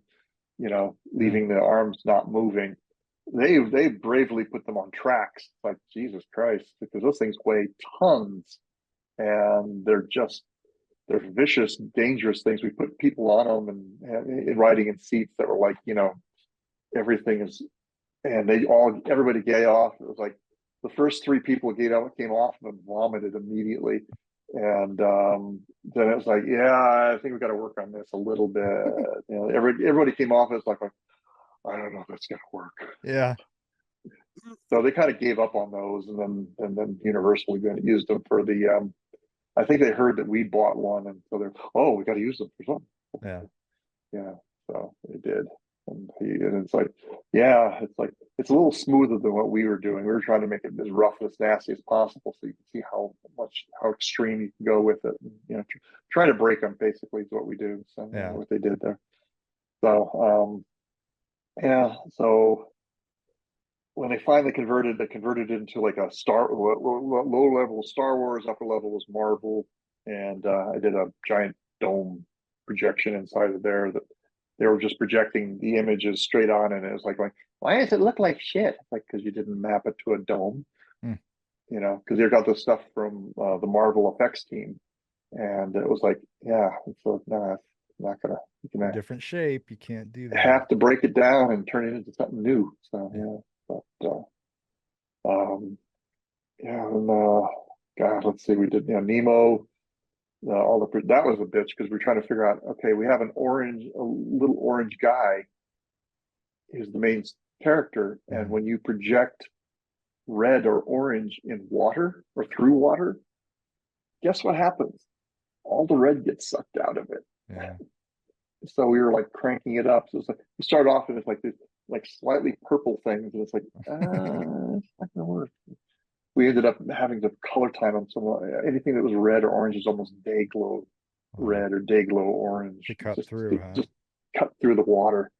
Yeah. So and that was a huge project too, because it was like we had scrims and we are trying to project on them, but we wanted to have it so that you didn't see the blow by. You didn't see because it's like with the scrim, you're going to have a lot of light going through it. We didn't want to. So originally they were thinking of doing it as a projection onto the scrim, but it's like then you'd have right behind it a ghost of it on whatever it hit. Like so, we projected from behind. We had it up high, and then we built these rock formations that absorb the blow Absorb it. by. Interesting.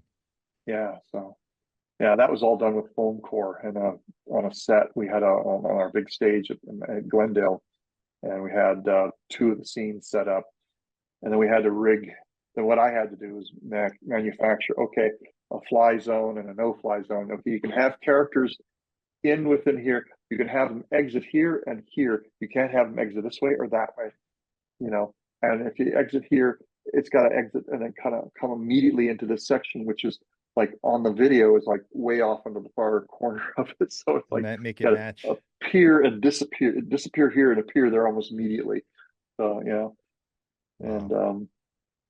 yeah, that was kind of more technical than anything else. That was like tech viz I called it. So, we passed those all up to the Pixar guys. And they sent back all these beautiful animations that we discovered that they looked like poo when projected them through water. So we had to have them redo them in the day glow colors just so that they stood out. So Sure. they actually looked orange or pink or red or whatever color. The little pink squid thing, octopus thing, the kitty one, that was the biggest pain in the ass because it just kept going kind of pale gray. Hmm. So, but yeah. Anywho, let's see. Trying to think of other stuff. Well, after Imaginary, I worked there for, like I said, almost 20 years. My last project was Shanghai. Worked on the Pirates of the Caribbean there. I worked on the castle walkthrough. One of my favorite gags is in the castle walkthrough in Shanghai. It's a book. It's a giant book, and we're projecting a book onto a book shape, and then we had a Pepper's ghost in front of it, but we couldn't turn the pages of the book, and we needed to get from one page to the other. Mhm. So I came up with this thing of having it magically, like a wind comes up and blows all the details off like little pixie dust. And then because it had the Pepper's ghost, I was able to add a little woof to the top of it. At the edge of the page, it would all kind of blow up in a little cloud and then settle. And that was on the upper projector. It was a different projector at that point, and there was a different monitor. And then we discovered that you can't have monitors hanging this way flat for long periods of times because they catch on fire. Because we Really? did that. Yeah, we did that in one fire. Oops. So yeah, they had to have these monitors specially made that had fans blowing through them constantly and vents and all this stuff coming off them to absorb the heat. And this was a giant fucking monitor. I mean, this thing was probably, I'd say, at least 10 feet wide and at least 6 feet tall. It was the biggest monitor I'd ever seen. Huh. And yeah, and I was told that recently that they had to replace it. It's like, yeah, yeah, but it turned out pretty cool. The book's also in my reel, so you can Yeah, look at it's a there. neat, So yeah, it's a great visual. yeah, yeah. And the rest of the stuff was just pixie dust everywhere. I was the king of pixie dust. So I did pixie dust for just about everything you could possibly imagine. So Yeah. I did a bunch of it for some of the for the what was the name of the show? The water show at the dragon burned down in recently at Disneyland.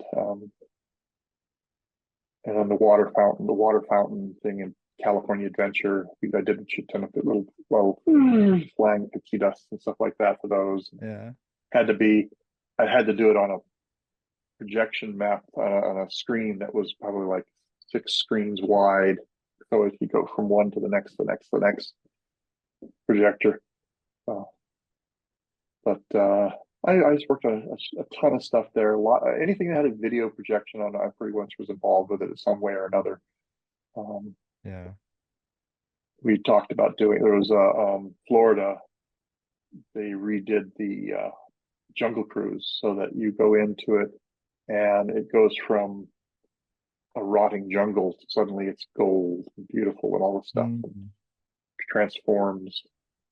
And I wasn't in charge of that one, but I worked on it as just a mapper. You know, Yeah. that was fun because we're sitting in Jungle Cruise boats with our laptops and trying to, visually line shit up. And then they started coming out with a software that did it for us a lot faster and a lot easier. Well, except you couldn't have any light in the room whatsoever. So it could only be used in the middle of the night, and they'd have to block off the entrances to everything Mm. and keep the door shut. And it took 6 hours to run the projectors were flashing different things on it, different grids and different sizes and stuff like that.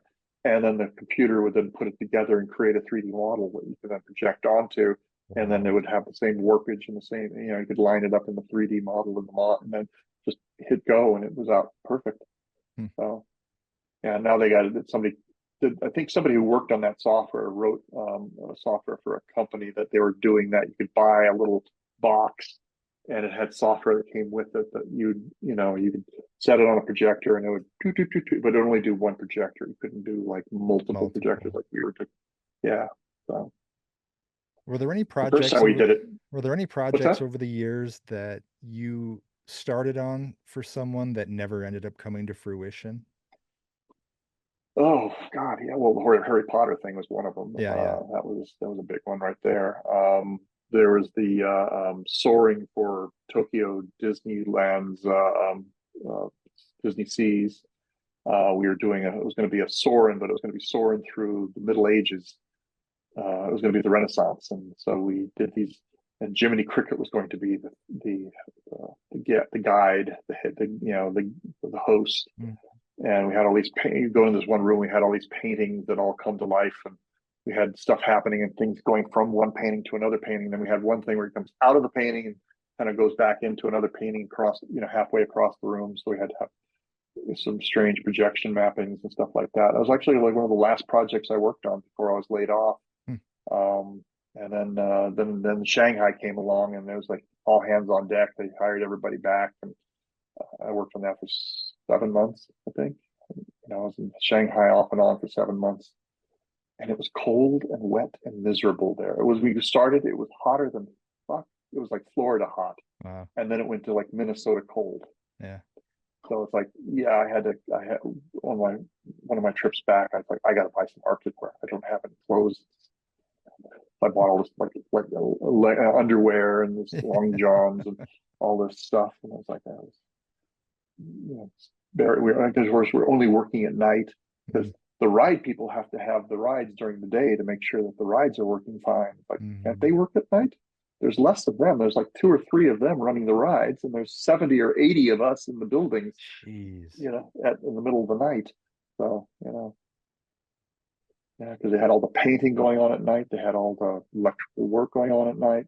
We go to projector. I was doing the sales for the Pirates of the Caribbean and the battle, and I was like, I'm in there and I'm trying to, and somebody turns on all the work lights, and I'm like, I need those lights off. It's all in Chinese. They don't speak a word of English. Yeah. They were told they needed to clean it, so they turn all the work lights on.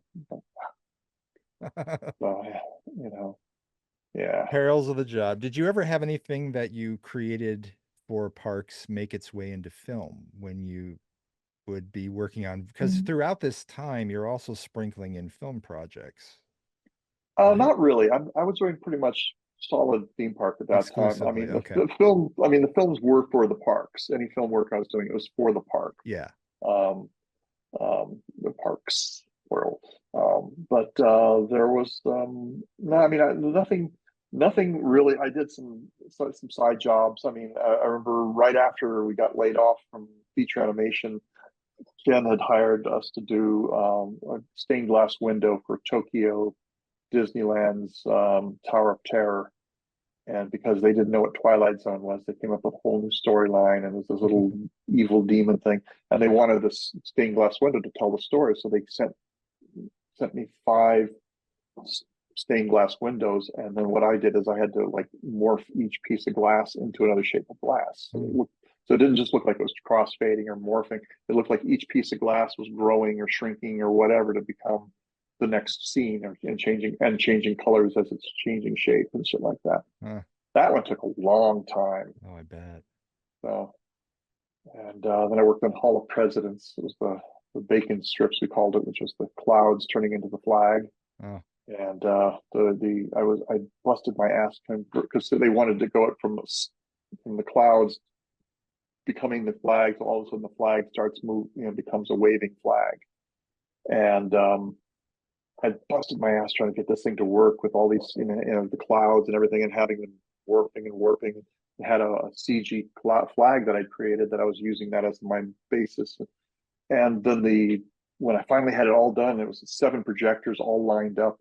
She's like, "No, that's not what I wanted." Because she never came to I kept saying, "Come to my office. I want you to see what I'm doing." yeah. I don't have time. I can't do that. I'll just see it in Florida. I can't do that. Okay. And so we got it in Florida. I got it all set up and got it working. And Rick Rothschild, who was the tech on that one, was like, "This is fucking brilliant. This is amazing." And she walks in going, "What the ever loving fuck is this thing? This is what we wanted. I wanted it to go from clouds to a flag. It's what I did. Yeah. No, I just want to do a crossfade."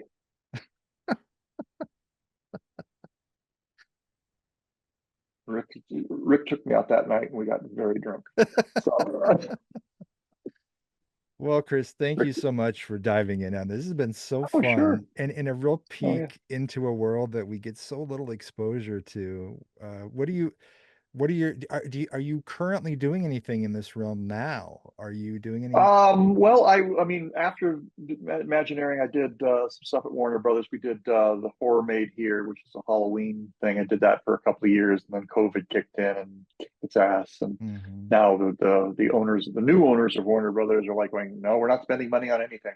Yeah, So they're barely got the tour is just barely in existence anymore. I mean, they built a yeah, brand new the old regime, which was a Japanese company, had built the tour company a whole big ass building for them and all this stuff for parking, because parking for the tour for the tour guests was a pain in the ass. And they made this huge building for them, and then when they sold the company, and whoever, I don't know who bought it, but they're like, "No, we're not." They canceled TV shows that were already filmed and in the oh can, yeah, ready to go, because I was like, yeah, "I don't like it."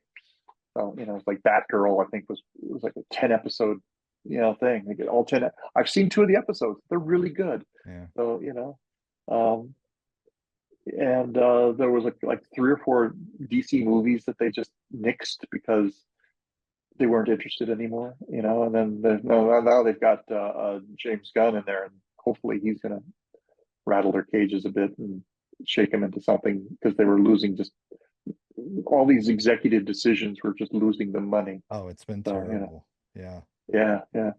And then I worked for a couple of other little attraction companies doing projection mapping. I did this um, one. It's a private theme park in Riverside, or uh, Lake Elsinore. Sorry, and it's just this really rich kid, adult, who's basically a 10-year-old. And it was recreating kind of like the Knott's Berry Tales look and feel, but it's called Kooky Trails. And it was all done with black light and little weird animatronics and stuff. And then I came in and started doing projection. I did one projection for them, and he saw it and was, "Oh, we got to do more of those." So I ended up doing 25 projections in there, waterfalls and fireflies, and we had like a projection going on this back wall where you have fireflies projecting on it. And I made some little Pirates of the Caribbean style fireflies, which is just a little light hanging on a string, and you have a Yeah. little thing that's just bouncing up and down, and it's like bouncing around. And oh God, a tree has eyes and opens its eyes and looks at you as you go by and stuff. And then trees, that you just see the shadows of their branches reaching out for you. And this It is was just just for some one, guy's just amusement. This is just his yeah. yard. It's a private park. He's got he's got this dark ride. He had like a little haunted house thing. I did some stuff for that. It's like mix like a little bit of haunted mansion, a little bit of Knott's Berry Farms haunted shack, you Uh-huh. know, thing. Yeah, he's just had his father owns like six Indian casinos, and he's just got more money than he knows what to do with, and has no gumption in life other than wanting to play. So he plays. Yeah, you That's know, crazy. yeah. It's the first time I ever saw a a custom Maserati. Guy drove up in this. I mean, it's like going, what the fuck did he do to it? It just looks like something from a bad, a Flash Gordon movie. Uh, Oh God. so anyway, but I'm doing stuff. I'm semi-retired now. Hmm. I'm 65, and we moved up I'm living in an area now called Bear Valley Springs. It's beautiful up here. We're about to start Fourth of July is next week, and that's like the big party up here. Yeah. So and I'm doing little projects for friends and for guys who have like students and stuff like that, just to kind of keep my fingers in it. Yeah. You And know. you've been experimenting with 3D printing you mentioned earlier. I know Yeah, Rick yeah, Baker's been yeah. doing a lot of that too. Oh my God, yeah. Well, one of my favorite Rick stories is that I was at SIGGRAPH, and Rick comes up to me, Biggs, you got to see this. Oh my God, come with me. He's like all frantic, and he shows me ZBrush, and he looks, look at this, and he's like, and he's like in 3 minutes has got something that looks amazing. Yeah. I work with ZBrush, and it's like it still takes me days to do anything that looks halfway decent. So, so anyway, All right. Well, thanks again. I really appreciate it. This has been so great. So great. oh And good. always good to connect with you. Oh, well, it's really good talking to you too. I love Chris so much. What a fascinating guy. Thank you to Chris for being on the show. And I hope you guys got a lot out of that conversation. Definitely lifting the veil on some elements that we never really get exposure to in the realm of theme parks and how amusement rides work, especially relating to current technology, which he's always at the cutting edge of for sure. Let's dive in on the voicemails. Again, the topic this week is films that are your comfort food watches. What movies do you love to turn to when there's nothing else there? A lot of people point to like The Office for something like this, where if they're in a hotel, they'll put it on and just let it roll in the background. Or if there's nothing else they really feel like making the effort to pay too close attention to, they just click that and throw it on.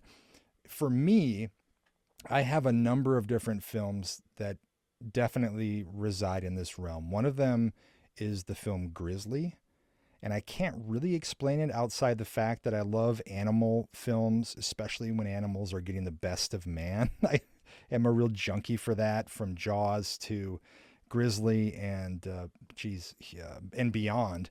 But Grizzly has a real soft spot for me, and I think a lot of it has to also do with the wooded environment there. That pretty much the entire movie takes place in the forest with people traipsing around there. It's got a great cast, but that's one that I find myself turning to a lot. Another one would be Jaws, in a similar vein. Jaws needs no introduction. I don't need to sell you on it. I'll just say that every summer it's a frequent rewatch for me, and something that I still take great joy in viewing, even after seeing it so many times over the years. Some others include Strange Brew, which is one of my favorite comedies of all time, and I'm a very seasonal watcher. So when it's appropriate, I'll throw a movie like Slapshot on. When it's hockey season, I usually kick it off with a few games and then always throwing Slapshot into the player. I'm a huge nut for that movie, and I'm constantly texting my friends quotes from that film or memes that I see relating to it. I really think it is my all time favorite sports movie. Definitely my favorite hockey movie, but there's a couple more. And I guess, Strange Brew has some hockey in it too. I love Bob and Doug McKenzie.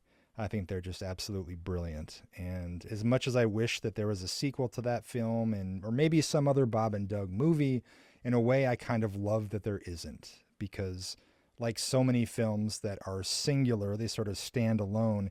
It's because they were never overexploited.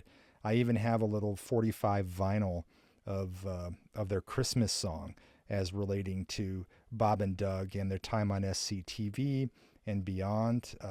In fact, it was the connection with Dave that led me to Santa's Sleigh years later, which is with Bill Goldberg playing a murderous Santa who has a bison leading his sleigh instead of reindeer.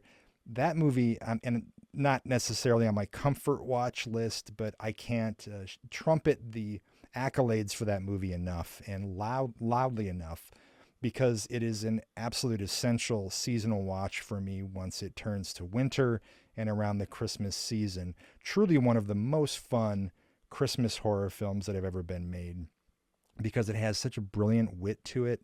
It involves some great stop motion animation, and it is such a unique hybrid of different elements. Like, it's from straight comedy to out and out horror onto curling as part of the climax. How many movies do you know that have curling as a crucial element of the final reel in the film? It is so much fun.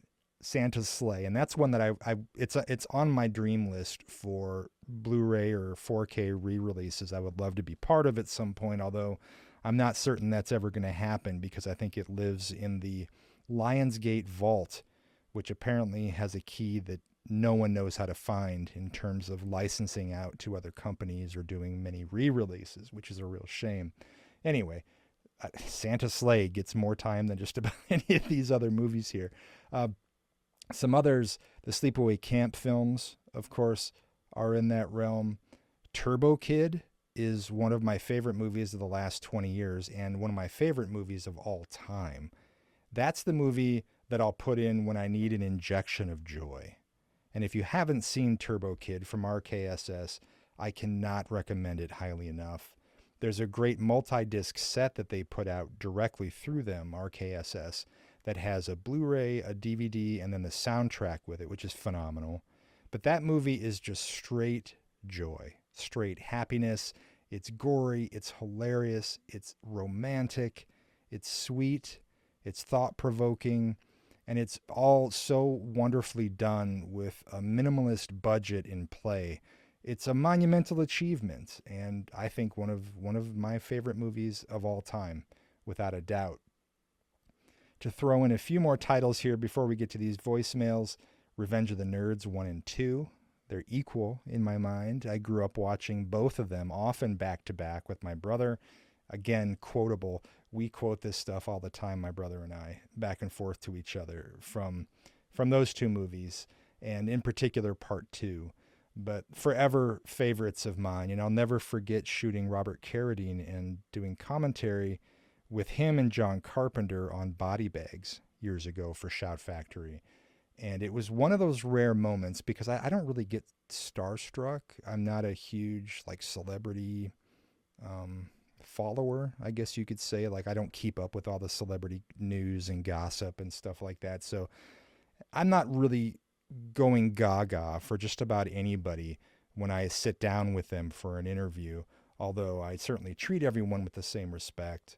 But when Robert walked in the room at the studio and we were going to sit down for an on-camera interview first and then the commentary portion over his segment, The Gas Station in Body Bags, where it was John and Robert. Robert walks up to me, extends his hand, and Justin, and he says, "Thank you so much for having me be part of this." And he shook my hand, and it was that voice. It was the voice that I've been hearing all these years, and I was just kind of mumbling, dumbfounded in that moment. "Dude, thank you for being part of it, Robert. It's such an honor," kind of a thing. Ah, man, he was great though. He was just wonderful, and it was a true dream come true. One of those checklist people who I certainly never thought that I'd have reason to intersect with at any point, and was just thrilled when it all worked out to have brought him on board for that. So, Revenge of the Nerds. I could go on and on with this list, that would last for days here, but there's a few titles for you, give you a little bit of perspective into my side of things, but let's hear from you. Let's dive into that first voicemail here. Hey, Justin, this is Bill Van Vago from Land of the Creeps. Hockey season's over. Let's talk some movies. I love the topic of your show, comfort movies. And for me, comfort movies are movies that if you're frustrated, if you're upset, if you're bored, if you're just looking for something to watch, it's your go-to movies. It's the ones that make you feel good, the ones where you know all the lines, the ones that you've seen multiple times and you don't mind watching them again. You know what's going to come up, but you still want to keep watching. It makes you feel good on the inside and on the outside, and everybody loves a good comfort movie. So I have a couple. Now, I tend to veer a little bit off-center. I'm not necessarily what the general public would be like, so some of my selections reflect that. Depends on my mood. If I want something that makes me feel good, I'm odd, I turn on 1974, Tobe Hooper's classic, coming in with the commentary by John Larroquette. That's right, Texas Chainsaw Massacre. Something about that film when you hear the Polaroid zing makes me feel like, yeah, I'm in my comfort zone. Hearing Sally running through the forest and Franklin screaming for her and Grandpa trying to whack her over the head, yeah. To me, that's comfort food. If I want movies that are more action-oriented, I always go doot-doot, doot-doot, doot-doot, doot-doot, doot-doot. Okay, I could keep going. But for those that didn't know, that's The Great Escape. There's something about watching Steve McQueen fly in on that motorcycle that makes me laugh and smile every time, or watching Donald Pleasance find that pin on the bottom of the room and seeing them trying to dig through Charles Bronson, get his claustrophobia. Yeah, that's comforting to me. I love that film. The other one in that vein of the same era that I really enjoy, Cool Hand Luke. Shaking the tree, boss. Shaking the tree. Yeah, to me, that's comforting. Final one I usually bring up is if I'm in a mood that I want to laugh. Last time I called and I talked about Fletch. That's definitely a comfort food. For this one, I'll talk about one of my all-time top 5 films of all time. This is Spinal Tap. Rob Reiner's rockumentary on the boys from Spinal Tap. How many times? Hello, Cleveland! I love that film. I can watch it a million times. I can quote it line for line, verse for verse. Let's just say, big bottoms. Talking about bum cakes, my girl's got them. Anyways, enjoy the episode. Check out Land of the Creeps. Have a good one. And let's everybody just enjoy the movies. Another great call from Bill Van Vagel from the Land of the Creeps podcast. Bill, thank you for calling in. Man, what a quartet of amazing movies there. You have Texas Chainsaw Massacre, which is one of the all-time greats. I never tire of that either. I love all the different commentaries on it, the documentaries, the Saw's Family, all of it. And I even love the sequels, 2 and 3 in particular, and the remake and its sequel I thought were tremendous, but nothing touches that original. That film is a movie that I distinctly remember seeing when I was a kid. There was this kid, Jason, that I was friends with, and I went over to his house a few times. I remember Jason talking to me on the playground. I think this was probably maybe 5th grade. And we were sitting in the swings. It was winter. And he was telling me about this movie he had just seen. And he described this sort of story of Texas Chainsaw Massacre in 5th grade lingo, right? As good as a kid that age could lay out for me. And I was absolutely terrified. I walked back into the school a changed kid. And then the next time I went to Jason's house, I was very quick to ask him if he had the tape of that, which he did. It turns out his dad had been one of the early guys who bought 2 VCRs. So every time he'd rent a tape from somewhere, he was copying it. And I even remember the case. His dad had these sort of faux leather looking clamshell cases that had a little clear sleeve on the side where you'd slip a card where you in pen or whatever had written the title of the film or films that were on the tape within. And on the side of this, I think it just said Texas Chainsaw. And I'll never forget sitting in his living room watching this movie that he had already laid out for me maybe a week or two prior on that playground. I'll never forget the sun was beating down through the window. It's the middle of winter, so the heat in the house is cranked up. I remember the furniture in there and the shag carpet in his living room. Everything felt so just like over warm and almost kind of sweaty, which was perfect to be taking in the Texas Chainsaw Massacre as like a sensory overload kind of thing. And that forever changed me. It really did. It was the first, I'd say, more modern horror film that I had been introduced to outside of Halloween 2 and Halloween 4 at that point, probably. Because prior to that, it was all Universal Monsters and classics and Ed Wood films and stuff. So this was a real raw introduction to a more realistic style of cinema that I had never dreamed would be real. And it sent me on this path that eventually led to so many different things in terms of my early explorations into fringe and independent cinema as best I could when I was that age and beyond. But unforgettable. And still, it's one of those movies. I would include Night of the Living Dead in that same category. I mean, for better or for worse, Plan 9 from Outer Space, all the early Universal films, Psycho, these sit in a very special category for me where they're timeless. I am never sick of them. I can watch them over and over again. And I welcome each new release because I hope that they have some new special features, some fresh insight into what makes them so magical. And this movie, despite its garish reputation, is a real masterstroke in zero budget independent filmmaking. And I think Tobe Hooper did us all a tremendous favor making this movie. So a great choice, Bill. Great Escape and Cool Hand Luke are two cinema classics. I would imagine you'd be hard pressed to find anyone to disagree with those two. And then Spinal Tap. I mean, come on. That's the first mockumentary I ever saw. And the first time that I saw people poking fun at heavy metal in such a direct way.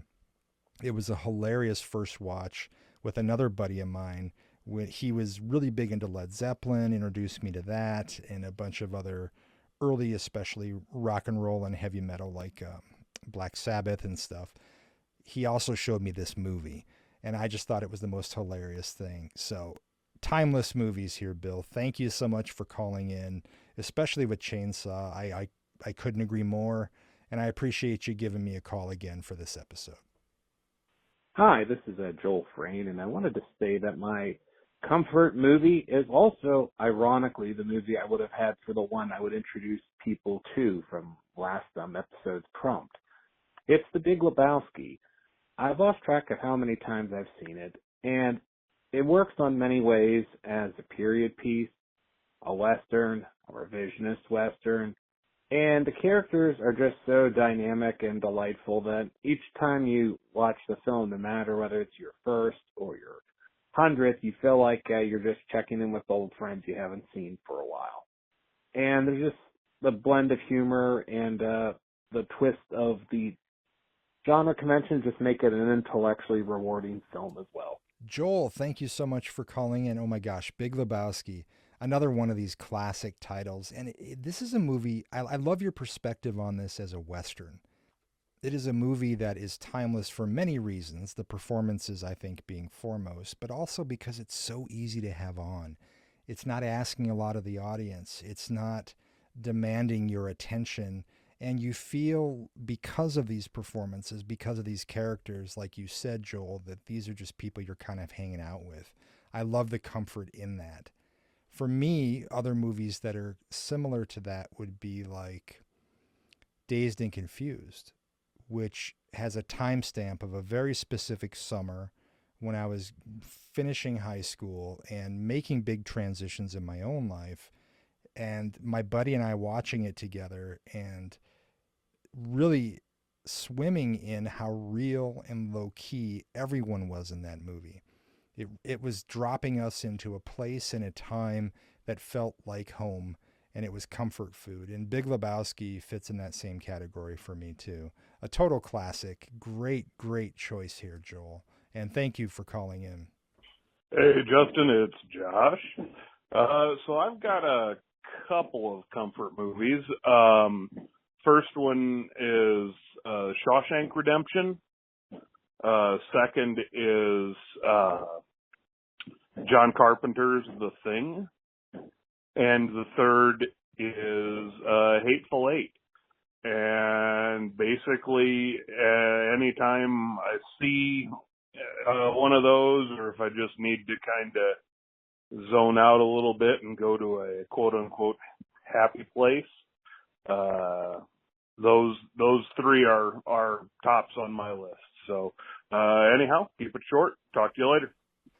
Josh is making this a regular stop every week, and I couldn't appreciate it more. Thank you, Josh, for calling in with three tremendous choices there. Another classic for many people in Shawshank Redemption, The Thing. Carpenter's The Thing, a true masterstroke. I think it's his best film, and it's one for me too. That's a seasonal thing, like I mentioned earlier, pun intended, I guess, that is something that is absolutely essential for once the snow starts falling in my house. There are a number of movies that fit in that category, including the original Thing from Another World, which I adore just about equally as much as John's film. But Carpenter's The Thing is just incredible, and it's another one that stands up over time. Doesn't matter how many times you've seen it, it's still going to blow your doors off, and is just a masterpiece. I mean, that's the only way to put it. Hateful Eight, another one here that a lot of people look at as one of the best from Tarantino, one of his later works at this point, which is kind of unfortunate, but what an expansive movie. What a great cast in that thing, and another snowy movie. So you pick two of them that are rooted in the snow there, Josh. That tells me a lot about your interest in the seasons. And boy, three great choices. And thank you again for calling in. Let's keep that streak going, man. Great to hear from you. Also, quick note that Josh is a guitarist, I think I mentioned on a previous episode, and he has a band, Josh Luce and the Plan 9. He does a lot of gigging at different events around the Lincoln, Nebraska area. And if you go to see him, you'll see Josh by himself playing along with a recording. And I actually play drums behind him on all the tracks that he's playing with. It's a really cool concept that he came up with where he can fit in just about any kind of venue because it's just him and a recording that he's playing over. But I love the fact that he has live players behind him. So me on drums with Josh Luce and the Plan 9. If you search them up on social media, you can find where he's playing next. He's a great guy and one hell of a player. So again, Josh, let's keep this streak alive on the next episode, brother. This is Arthur Coburn. I am a writer. I've written a book called Murder in Concrete. In terms of comfort food movies, I like the Grand Bouffe. I like Babette's Feast. I've liked several Italian movies because I love Italian food. Have a great day. Wow, I don't even know what to say on this one. This is Arthur Coburn, who's a legendary editor. He did Beverly Hills Cop, The Mask in 1994, Running Scared, Spider-Man in 2002. His list of credits is absolutely incredible. I mean, talk about an authority on cinema. Italian films, I mean, my goodness, yeah, I couldn't agree more. There's so much to pull from in that realm. Thank you so much for calling in. I'll touch base and we can reconnect. It's great to hear from you. Hey everybody, Brian Gotzel here, and I'm happy to tell you about my comfort films. That sounds like what Justin's talking about on this episode, or him and his guest are talking about. And some of my comfort films include My Bloody Valentine, the original, of course, from Canada in the 80s. Return of the Living Dead, probably my favorite film in the horror genre. Oh, let's see what else. Oh, Boggy Creek. I love Boggy Creek, and I was lucky enough to share Boggy Creek with a bunch of friends at a drive-in in the middle of a cornfield in Iowa, and it led to amazing friendships and amazing opportunities for myself and even got my family talked about on the last drive-in with Joe Bob Briggs. And that's just a couple, and I can't wait to hear what some of your comfort movies are. Oh, and before I go, one more. Dark Night of the Scarecrow. I watched that on the last drive-in with my whole family, and that was an amazing experience. I hope you guys have a good week, and take care. Bye-bye. Thank you for calling in, Brian. What a great lineup of films there, man. It's so great to hear from you. My Bloody Valentine, the original, is a classic. We're talking about a lot of seasonal stuff on this episode, but for me, yeah, that's my Valentine's Day movie. That and the film Valentine are essentials. There's a real sort of overall ambiance around that original My Bloody Valentine that I really, really adore. And we have to acknowledge Hollis as one of the all-time great horror icons. Come on.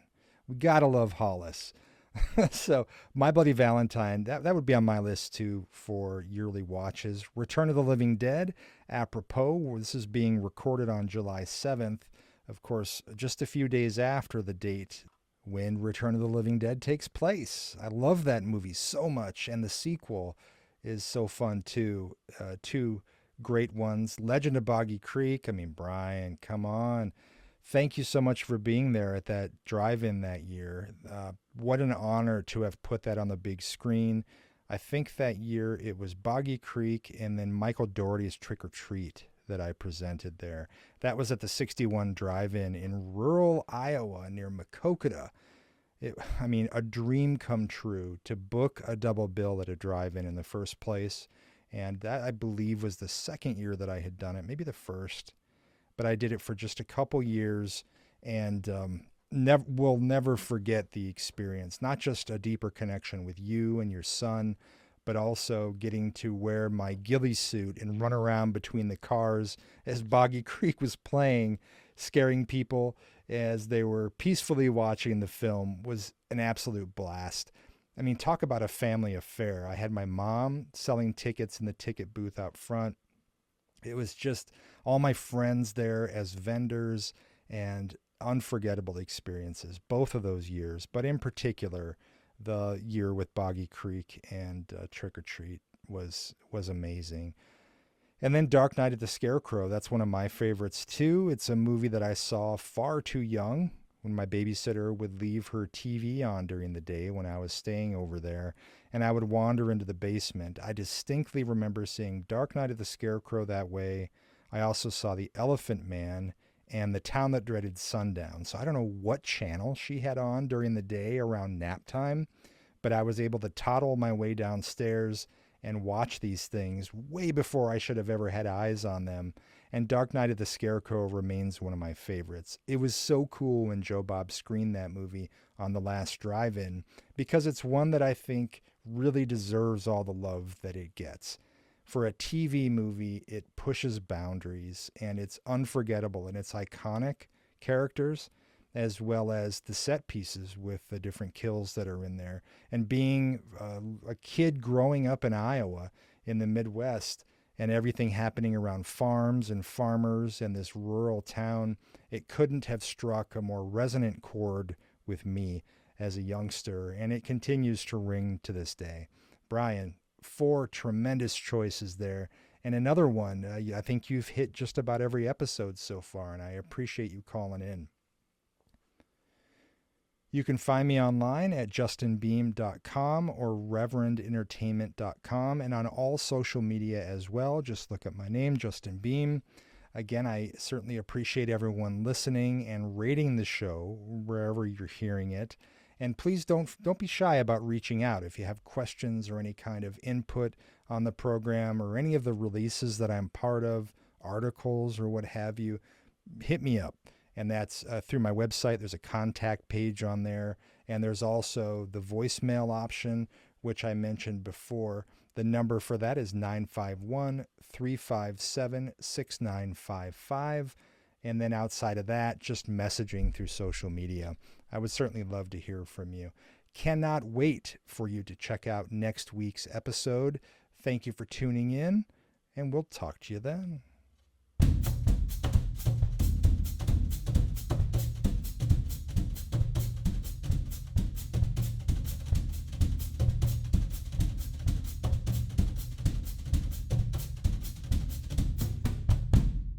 You have been listening to the Justin Beahm Radio Hour. The Radio Hour is a production of Reverend Entertainment, copyright 2024. All rights reserved.